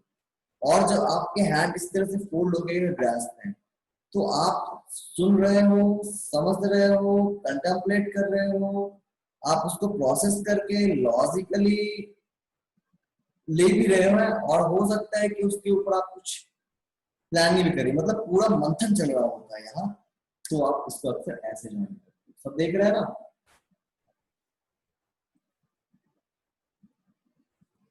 तो आप ऐसे ज्वाइन करते हैं।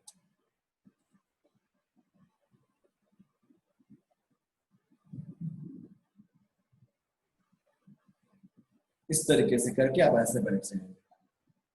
तो अक्सर आपने देखा होगा कि मीटिंग्स में लोग अक्सर ऐसे ही बैठा करते हैं,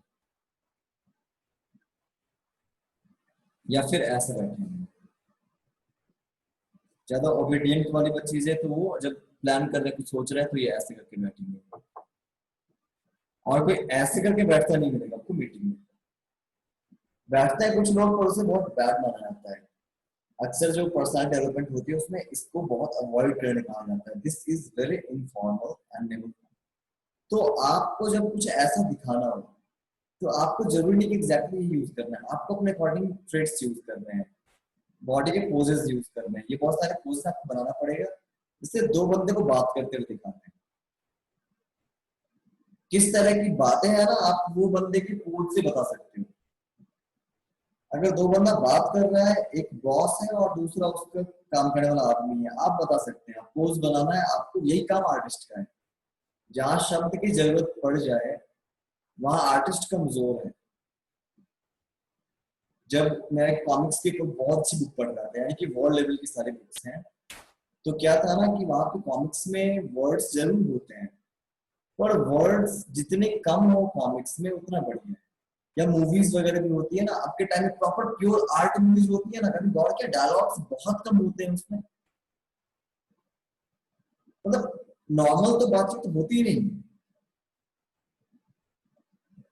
जो होंगे वो मास्टरपीस, वो सारे के सारे किसी कोई ना कोई कोट होंगे, मगर जितना कम बात। बहुत सारी तो ऐसे भी प्रॉपर प्योर आर्ट मूवीज में ये किया गया है, बनाया गया एक्सपेरिमेंटल, जहां पे सब कुछ वो दिखा देते हैं, बिल्कुल शांत होती है। बहुत सारे एनिमेशन आपको मिलेंगे, शॉर्ट एनिमेशन मिलेंगे, कुछ कहेंगे नहीं वो, आप सब समझ जाओगे।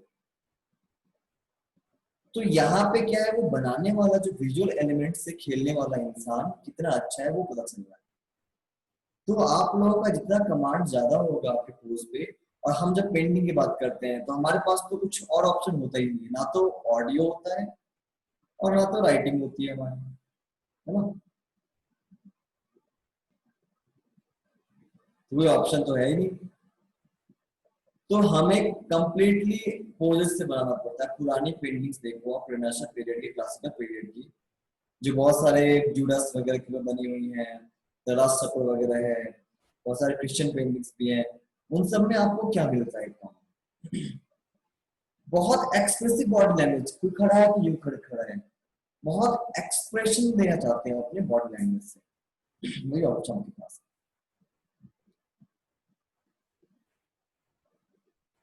अब एक फीमेल की अगर बात करें, ग्रेस भी अगर दिखाना हो,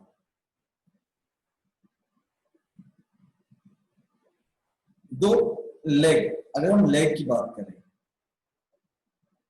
masculinity and femininity, these both are traits.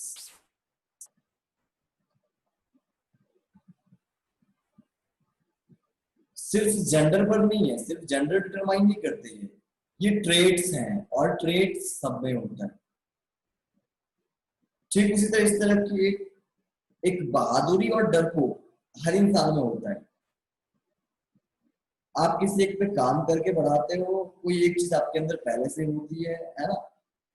अब जैसे कि एक आर्मी पर्सन हो गया, वो आर्मी मैन हो गया, आर्मी पर्सन हो गया, तो वो उसके अंदर ब्रेव की ट्रेड जाता है, हमने ब्रेव कह दिया, लेकिन इसका मतलब ये नहीं उसे डर नहीं लगता हो। अगर कोई एक डरपोक आदमी है, इसका मतलब ये नहीं हो किसी केस में ब्रेव नहीं होगा। कभी ना कभी ऐसा टाइम आ सकता है उसकी लाइफ में जब वो ब्रेव हो जाएगा। ऐसी फेमिनिटी एंड मैस्कुलिनिटी ये ट्रेड्स हैं, किसी में ज्यादा होते हैं, किसी में कम होते हैं। अब अगर मैस्कुलिन का पलड़ा भारी हो गया तो वो लड़का है, फेमिनिटी का पलड़ा भारी हो गया तो वो लड़की है। लेकिन बहुत सारे केस में क्या होता है, साइकोलॉजिकल एंड बायोलॉजिकल दोनों का जो एक ये होता है बैलेंस, वो बिगड़ जाता है।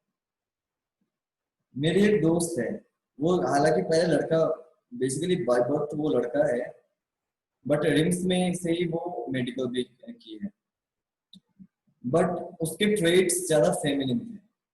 तो बाद में उसने एसआरएस करवाया, सेक्सुअल रीअसाइनमेंट सर्जरी, और अभी वो लड़की है। तो ये ट्रेड्स की बात है। एक लड़का भी अगर है तो उसमें मैस्कुलिन का पलड़ा अगर भारी है तो भी कितनी ज्यादा मैस्कुलिनिटी है किसी में डिपेंड्स। अब मैस्कुलिनिटी होने से बहुत से लोगों ने बहुत चीजें उसको बना रखी है, मैस्कुलिनिटी ये वो, तो वो चीजें ऐसी है नहीं। हुआ ऐसा कि पैट्रियार्की होगी तो ऑब्वियस सी बात है कि पैट्रियार्की अगर हो जाएगी तो मैस्कुलिनिटी को पूजा जाएगी, बट हम दोनों को कंपेयर नहीं कर सकते। और यहाँ जो बात कर रहे हैं हमारे स्कोप में बिल्कुल भी ये सब चीजें नहीं है कि हम कंपेयर करें, कोई फायदा ही नहीं है। हम आर्टिस्ट हैं, हमें एक मैसेज के साथ दिखाना है, हमें एज अ टूल यूज करना है हर चीज का। मैस्कुलिनिटी को समझनी एज अ टूल यूज करनी है, और कोई फर्क नहीं पड़ता हमें। अगर कोई अच्छा है भी मान लिया तो हम हमारे काम का नहीं है, अच्छा बुरा होने से हमें को मतलब ही नहीं, हमें तो एक्सप्रेस करना है, अपनी बात कहनी है। तो इसीलिए इस सब हम नहीं जाएंगे, बट एक मेल के अंदर भी मैस्कुलिनिटी ज्यादा हो सकती है और फेमिनिटी का भी कुछ अंश हो सकता है। जैसे कि फेमिनिटी से लोग जोड़ते हैं रोने को, आंसू बहाने को, ये सच है, फेमिनिटी से जुड़ी हुई चीज है, लेकिन वो फीमेल से जुड़ी हुई नहीं है, वो मेल से जुड़ी हुई है। यह समझना बहुत जरूरी है। और जो बता रहा हूँ ना मैं आपको, ये आर्ट में भी हेल्प करेगा, परसेप्शन में हेल्प करेगा। ये आपको डायरेक्टली कुछ मैं नहीं बता रहा बनाने के लिए, लेकिन ये आप फील भी कर पाओगे। जो मैंने बोला ना कि पोजेस लोगों को फील करना है, तो मैस्कुलिनिटी फेमिनिटी तो सबसे मेन फैक्टर्स हैं। पोजेस को समझने के लिए हमारे पास masculinity and femininity are the main factors, the prime factors. हर एक चीज में कहीं ना कहीं इन चीजों से उसे रेगुलेट किया जाता है, चाहे मैस्कुलिनिटी और फेमिनिटी हो, ये इन दोनों से ही रेगुलेट किया जाता है इन चीजों को। इसलिए हम समझ रहे हैं, एक लड़का अगर रो रहा है तो हम ये नहीं कह सकते कि लड़का रो नहीं सकता। लड़का रो सकता है, लेकिन उसके अंदर की फेमिनिटी रो रही है। क्यों रो रही है बता रहा हूं मैं, वो कोमल होती है।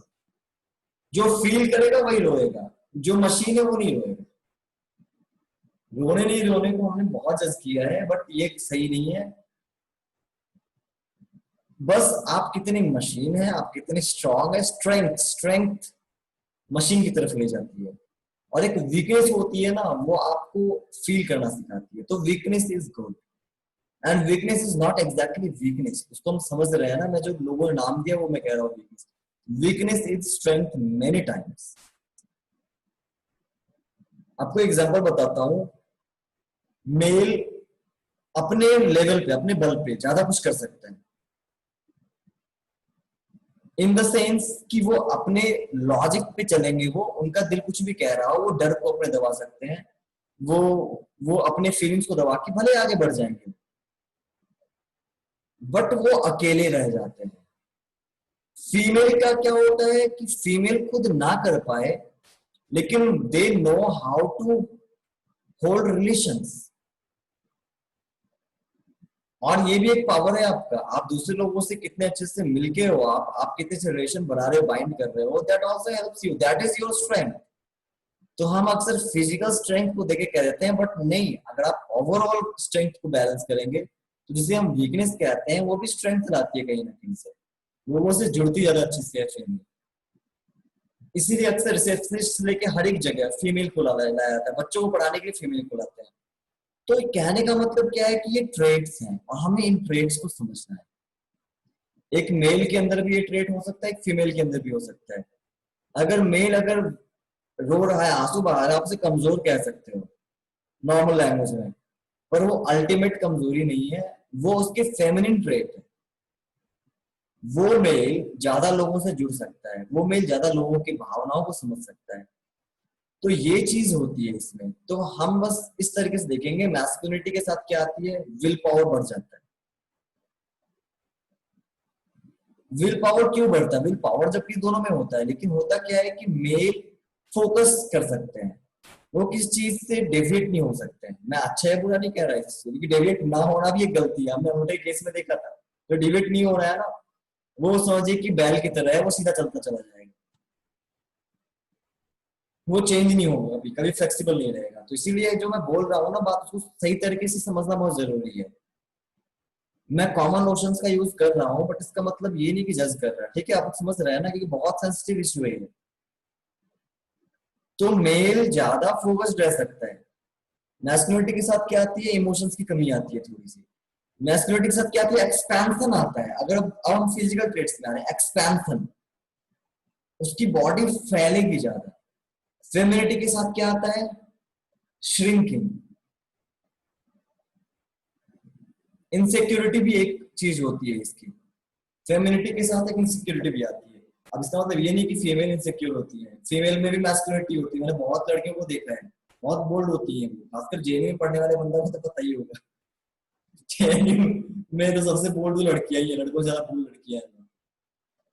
तो कहने का मतलब ट्रेट है, because they work on it. हम कहाँ वर्क कर रहे हैं उस पर भी डिपेंड करता है। एक बहुत मैस्कुलिन इंसान अगर भावनाओं को समझने लगे तो फेमिनिटी आ जाएगी उसके अंदर। एक बहुत फेमिनिन से एक लड़की जो है ना, अगर थोड़ा सा खुल के जीने लगे तो मैस्कुलिन बन जाएगी वो। Expansion, expansion is masculinity and contraction is femininity. तो ये फिजिकल चीजों में भी ऐसे दिखेगा आपको। इनसिक्योरिटी के साथ भी जुड़ जाता है आपको सिंकिंग।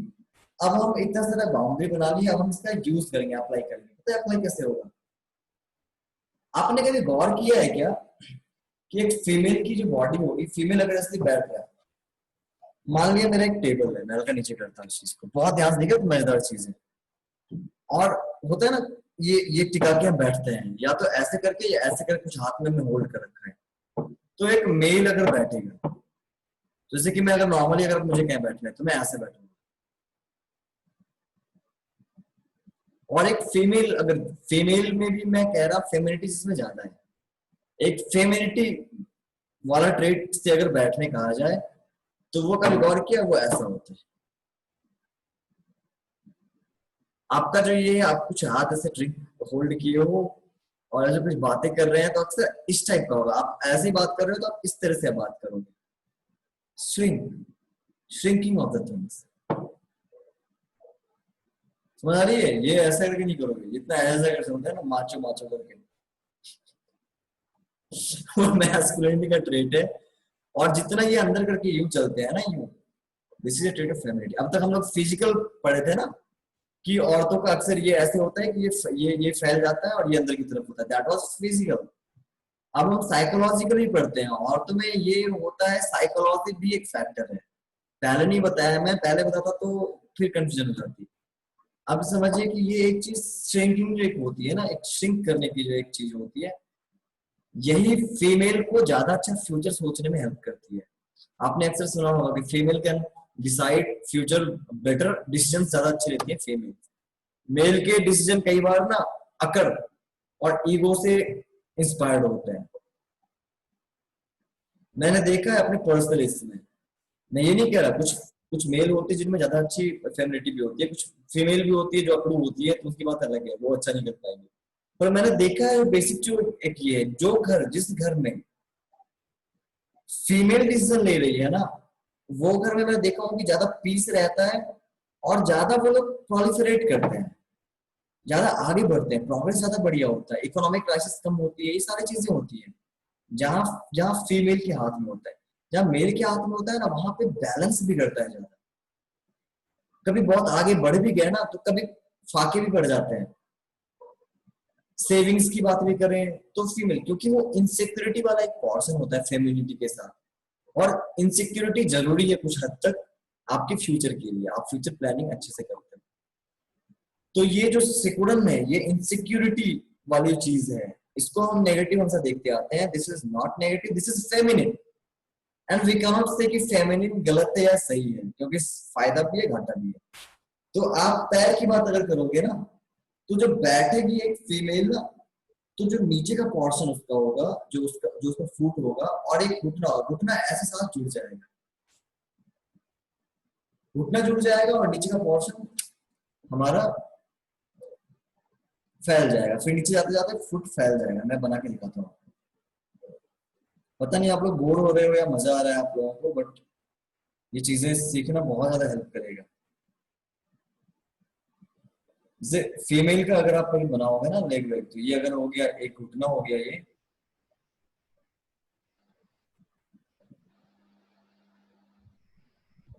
तो ये कुछ इस तरह से आएगा, ठीक है। वही मेल अगर बैठेगा,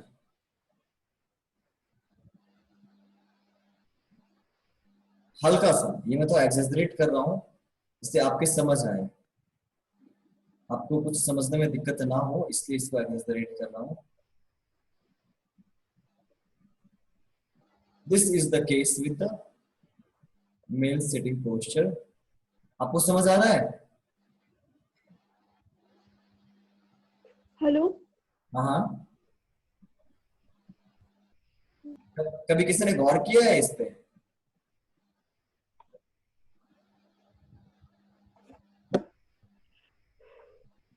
कभी गौर नहीं किया था क्या किसी ने भी? देखा है लेकिन कभी ऐसे सोचा नहीं कि ये कैरेक्टरिस्टिक्स। बहुत होता है ये। नोटिस तो बहुत बार किया है कि लड़कियां ऐसे बैठती है घुटने जोड़ के। वो साइकिल भी चलाएंगी तो उस तरीके से ही मोड़ के चलाएंगी।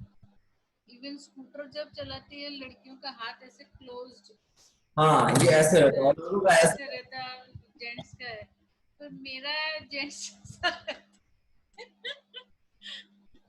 अब आपको बहुत इंटरेस्टिंग चीज बताता हूँ मैं आपको। एक मैं मार्शल, जब चलाती हूँ तो मेरा ऐसा मतलब फैला हुआ हाथ रहता है। फैला रहता है ना। हाँ, मैं जनरली लेडीज को देखती हूँ कि उनका ऐसा रहता है, तो मैं मतलब उसी से मेरा ध्यान गया कि सबका ऐसा रहता है, मेरा क्यों ऐसा। अब आप खुद समझ लीजिए, आपको कहीं ना कहीं होगा, आप हमेशा से खुद से वर्क किए हैं, है ना। आपने वर्क किया है। एक मिनट, मैं एक बार देखता हूँ क्योंकि लास्ट डे है ना इसका। हेलो जी, redar.com जी, WRITART.com। पार्टिसिपेशन का है कि वो एक पेज है, लिंक आप एक इसी नंबर पे व्हाट्सएप मैसेज भेज दीजिए, या फिर आपको पोस्ट के ऊपर भी होगा एक लिंक, आप देखिएगा, उसको क्लिक कीजिएगा तो आप उस पेज पे चले जाएगा, सारा इंफॉर्मेशन है। और वहीं पे फॉर्म भी, आप वहीं पे फॉर्म भी भर सकते हैं। और जब कोई प्रॉब्लम आ जाए तो इस नंबर के व्हाट्सएप पे आ जाएगी, क्योंकि व्हाट्सएप पे क्या होगा ना, मैं आपको लिंक वगैरह भेज सकता हूँ, है ना। ठीक है, तो इसी पे आपको मैसेज कर दीजिए, मैं आपको लिंक भेज देता हूँ, ठीक है। ओके।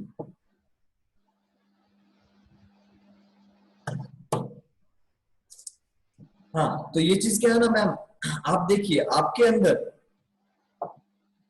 काफी मैस्कुलिन ट्रेट्स भी होंगे, इस वजह से आप ऐसे कि एक बोल्डनेस, इनसिक्योरिटी आपके अंदर कम होगी। आप नॉर्मली आप वर्क कर रही हैं, है ना, नॉर्मली आप वर्क करती है, लेकिन मैंने बोला कि कल्टीवेट भी होते हैं ये ट्रेट्स, बायोलॉजिकल अलग होंगे बट ये ट्रेट्स कल्टीवेट भी हो सकते हैं। तो आपकी लाइफस्टाइल ऐसी रही है, और मे भी होगा कि आप पहले से भी ऐसी होंगी कि आप थोड़ा सा ज्यादा बोल्डनेस की तरफ, जो कहते हैं ना, एक ज्यादा बोल्डनेस आ जाती है, एक मैस्कुलिनिटी आ जाती है आपके अंदर, वो चीज ज्यादा है। Am I right? है तो है ना। आपने ज्यादा चीजों को हैंडल किया, उस तरह से देखा है, तो इस वजह से आपका वो आ जाता है मैस्कुलिन। आपके आपके ऊपर अगर कभी सिर्फ ये देख के बहुत कुछ बताया जा सकता है आपके बारे में। आपके कभी अगर प्रॉब्लम में आप पड़ती है तो आप बहुत ज्यादा पैनिक नहीं करती हैं, आप शांत हो जाती है। राइट। मैं हो हल्ला कम करती हूँ। हाँ, वही मैं भी कह रहा हूँ, जितनी परेशानी बढ़ती है आप उतना कम बोलने लगती है।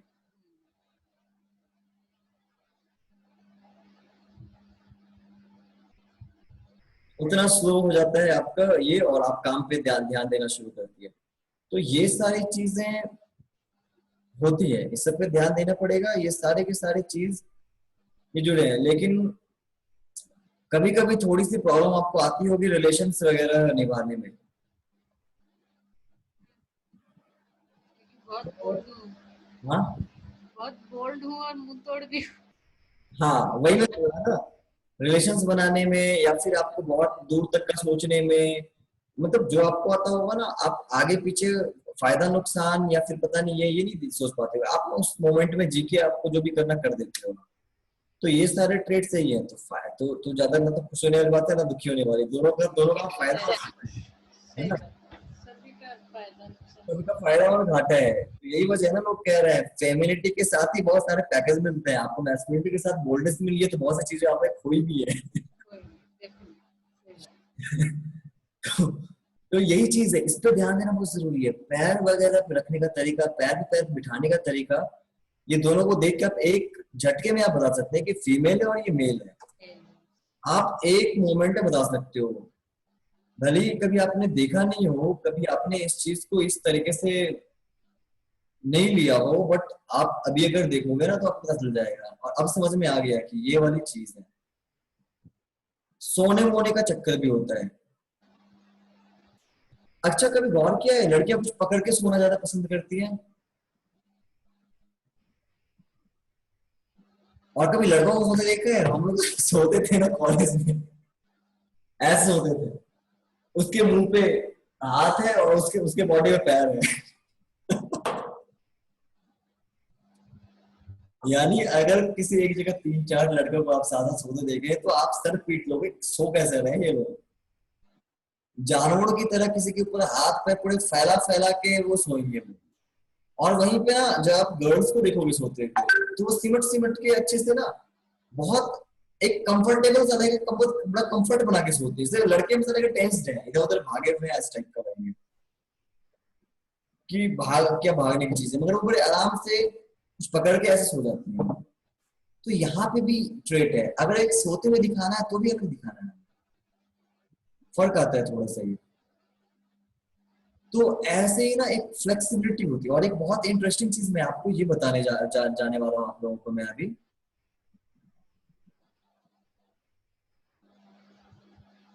कि एक मार्शल आर्ट होता है, एक काइंड ऑफ मार्शल आर्ट है जो मैं सीखा था। वो मार्शल आर्ट विंग चुन, आप सबने नाम सुना होगा ब्रूस ली का, है ना? ब्रूस ली के बारे में सबको पता होगा, कोई ऐसा नहीं होगा जिसे ब्रूस ली के बारे में ना सुना हो। अब तक का सबसे अच्छा मार्शल आर्टिस्ट। और वो जो सीखा था, जो स्टाइल पहले सीखा, उसको कहते हैं विंग चुन।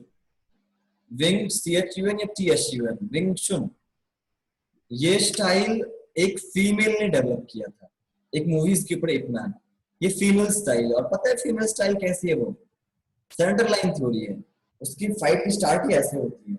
आपको देख के लग रहा है फीमेल टाइप का?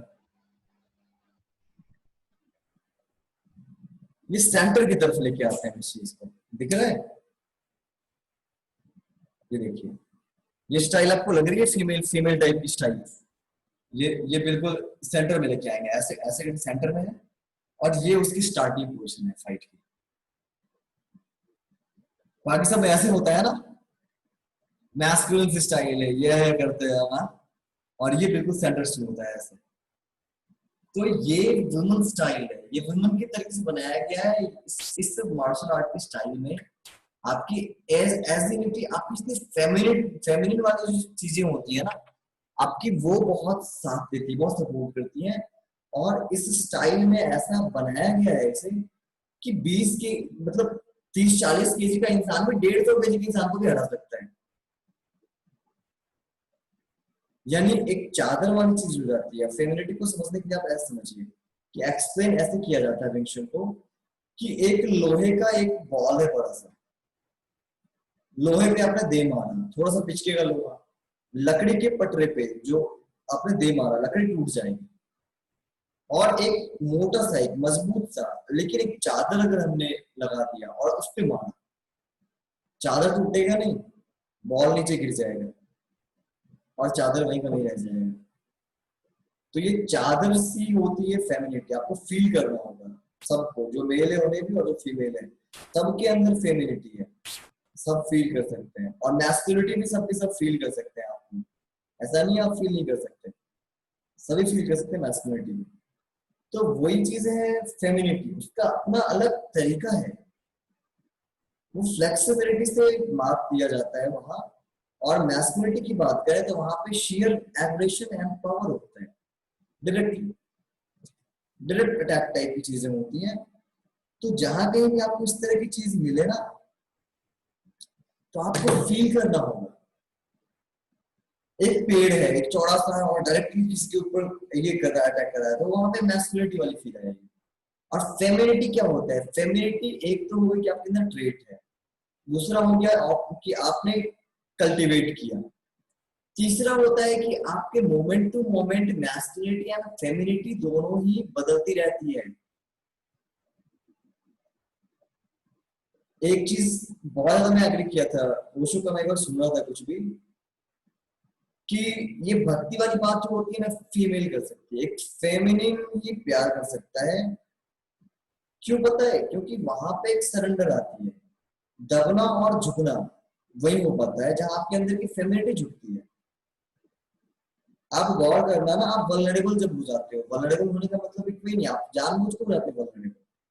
किसी इंसान की आप बहुत इज्जत करते हो, उस इंसान से आप अपनी हर तरह की प्रॉब्लम्स आप बता सकते हो,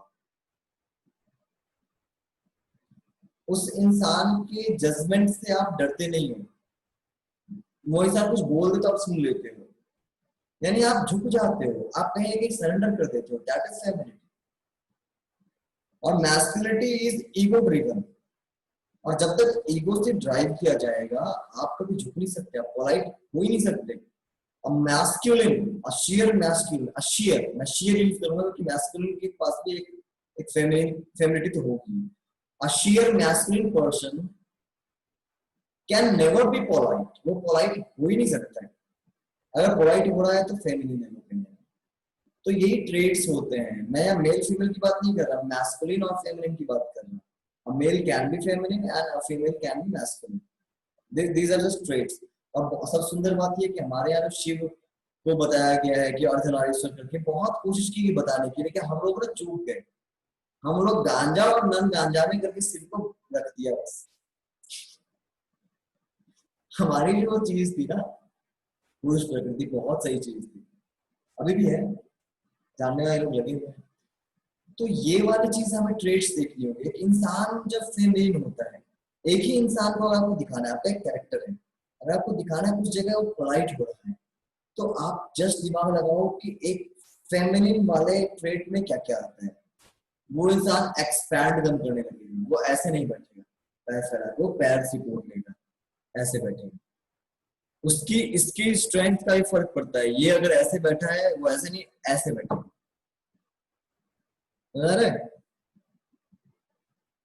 this is more masculine and this is more feminine. This is more masculine and this is more, this is, what is this? This is feminine.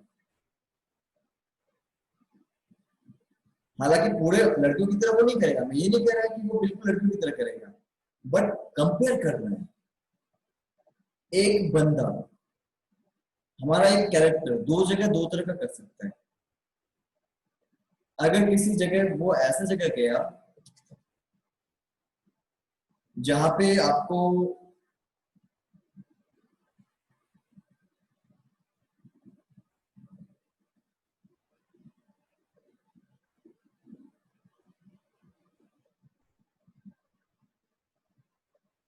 वो एक ऐसा जगह गया जहां पे वो शेड है, ठीक है, मान लीजिए कि हम नॉर्मली देखते रहते हैं कि एक वो इंसान होता है, एक जो जिसके नीचे भी कुछ लोग होते हैं, ऊपर भी कुछ लोग होते हैं, हम भी हायरार्की के बीच के पर्सन की बात करते हैं। जब वो आता है,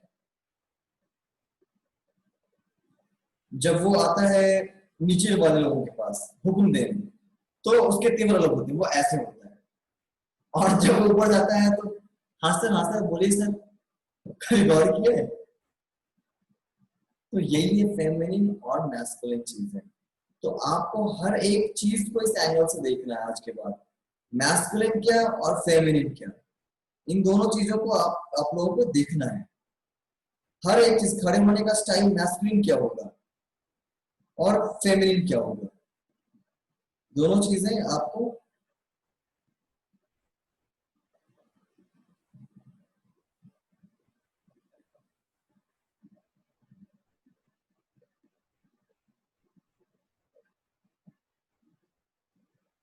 दो तरीके दिखा होगा। अब बंदा चल रहा है, चलने में कैसे मैस्कुलिन और क्या फेमिनिन तरीका है, आपको दोनों को देखना है, लड़कियों का और लड़कों का, दोनों का देखना है। दोनों को स्टडी करने के बाद क्या होता है कि आपको एक एक स्टैंडर्ड मिल जाता है, एक काफी हद तक आप समझ जाते हो।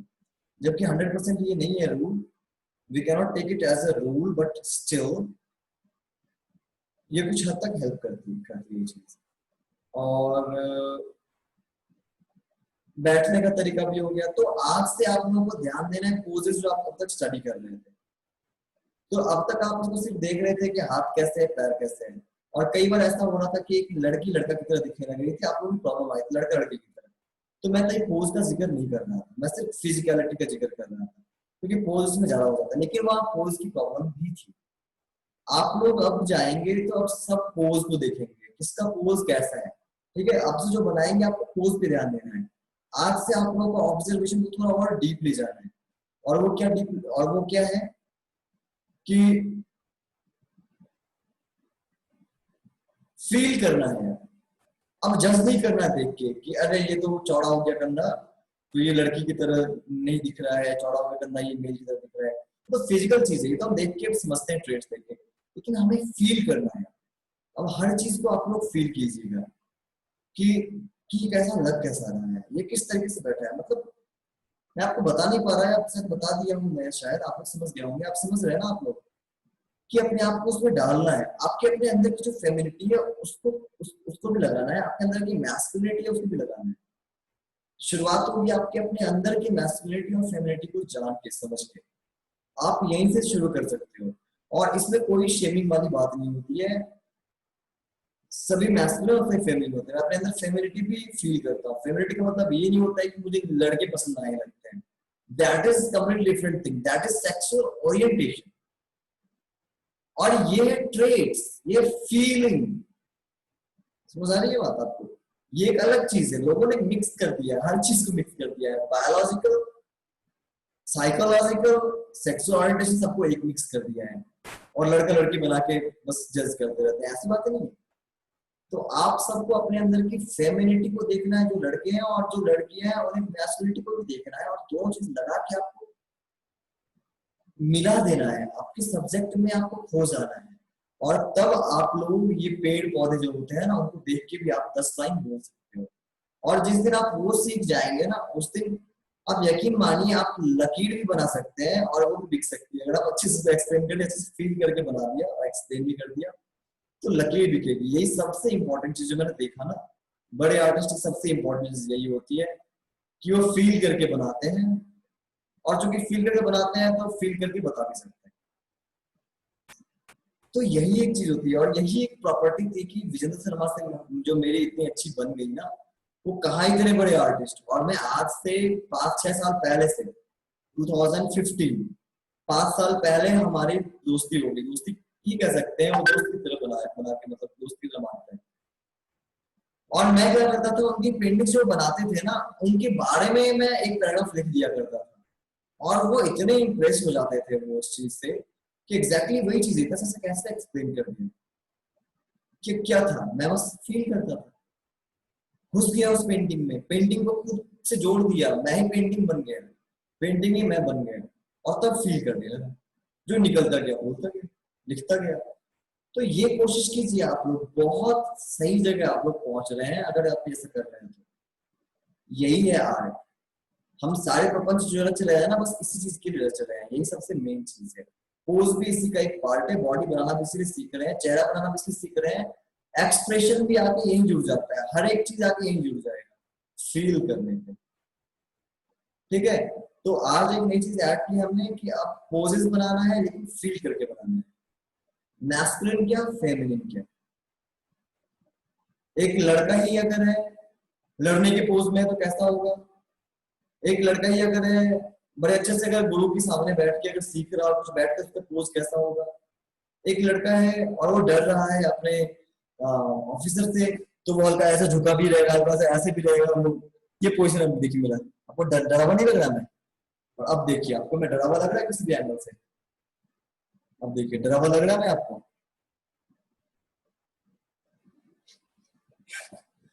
तो ये चीजें आपको सोच के देख, जो बना रहे हैं उसे भी देखना, अपने मन से बनाना है, उसमें भी करना है, ओके। फाइन, मजा आया इस क्लास में? ये सब चीजें बहुत जरूरी है। आप लोग को पता नहीं, शायद कहीं ये चीज लगे कि मैं ये क्या कर रहा हूँ, टाइम काट रहा हूँ, मे बी, क्योंकि मुझे कहीं कहीं लगता है कि मैं अपने क्लास को नॉर्मल क्लास की तरह नहीं जा पाती मेरी क्लास, मगर कहीं ना कहीं यही चीज है जो सब मिस कर रहे हैं। सारे जगह जो क्लास वो दे रहे हैं ना, यही वजह है कि वो लोग रिजिड रह जाते हैं, फीलिंग कुछ नहीं कर पाएंगे, अपनी वर्क के बारे में बता नहीं पाएंगे, वो बस वो देखेंगे और उतार लेंगे। तो वो नहीं करना है। ओके, एक किसी को समझ नहीं आया है शायद ज्यादा अच्छे से, तो एक किसी ने 1 ही दिया है, ये सॉरी 4 दिया है। ओके, आपको स्क्रीन पे आया है। क्या, हेलो, या फिर समझ आया भी है तो शायद मैं किसी बात से आहत हो गए हैं, लेकिन ऐसी कोई बात नहीं है। मेरे लिए मैस्कुलिनिटी फेमिनिटी सब बराबर ही है। और अगर समझ नहीं आया हो तो आज मत पूछिए, कि हो सकता है कि मुझे पता चल जाए कि आप कौन है, आपको कोई हेजिटेशन हो, बट कभी बाद में देर सवेर जो समझ नहीं आया हो आप मेरे से पूछ सकते हैं, ठीक है? मैं कभी मना नहीं करूंगा आपको।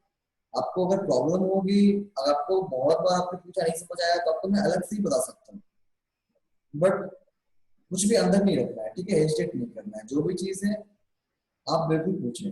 ओके, या आपको जो भी फीडबैक देना हो आप बिल्कुल दे सकते हैं फीडबैक। ओके,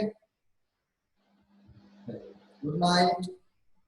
और कल हम जो बचा हुआ है पर्सपेक्टिव, कल हम वो करेंगे। कल हम फिर से चेयर पे बिठाएंगे लोगों को, बेड पे बिठाएंगे, पीछे हाथ रख के बिठाएंगे, और दोनों पॉइंट पर्सपेक्टिव से हम उन लोगों को बिठाएंगे। तो काफी हद तक मुझे लगता है कल तक में आप लोगों को पर्सपेक्टिव पे काफी ग्रास्प हो जाएगा। जो फाइनल टच है वो बाकी रह गया, वो हम कल देंगे। Okay, good night. Good night.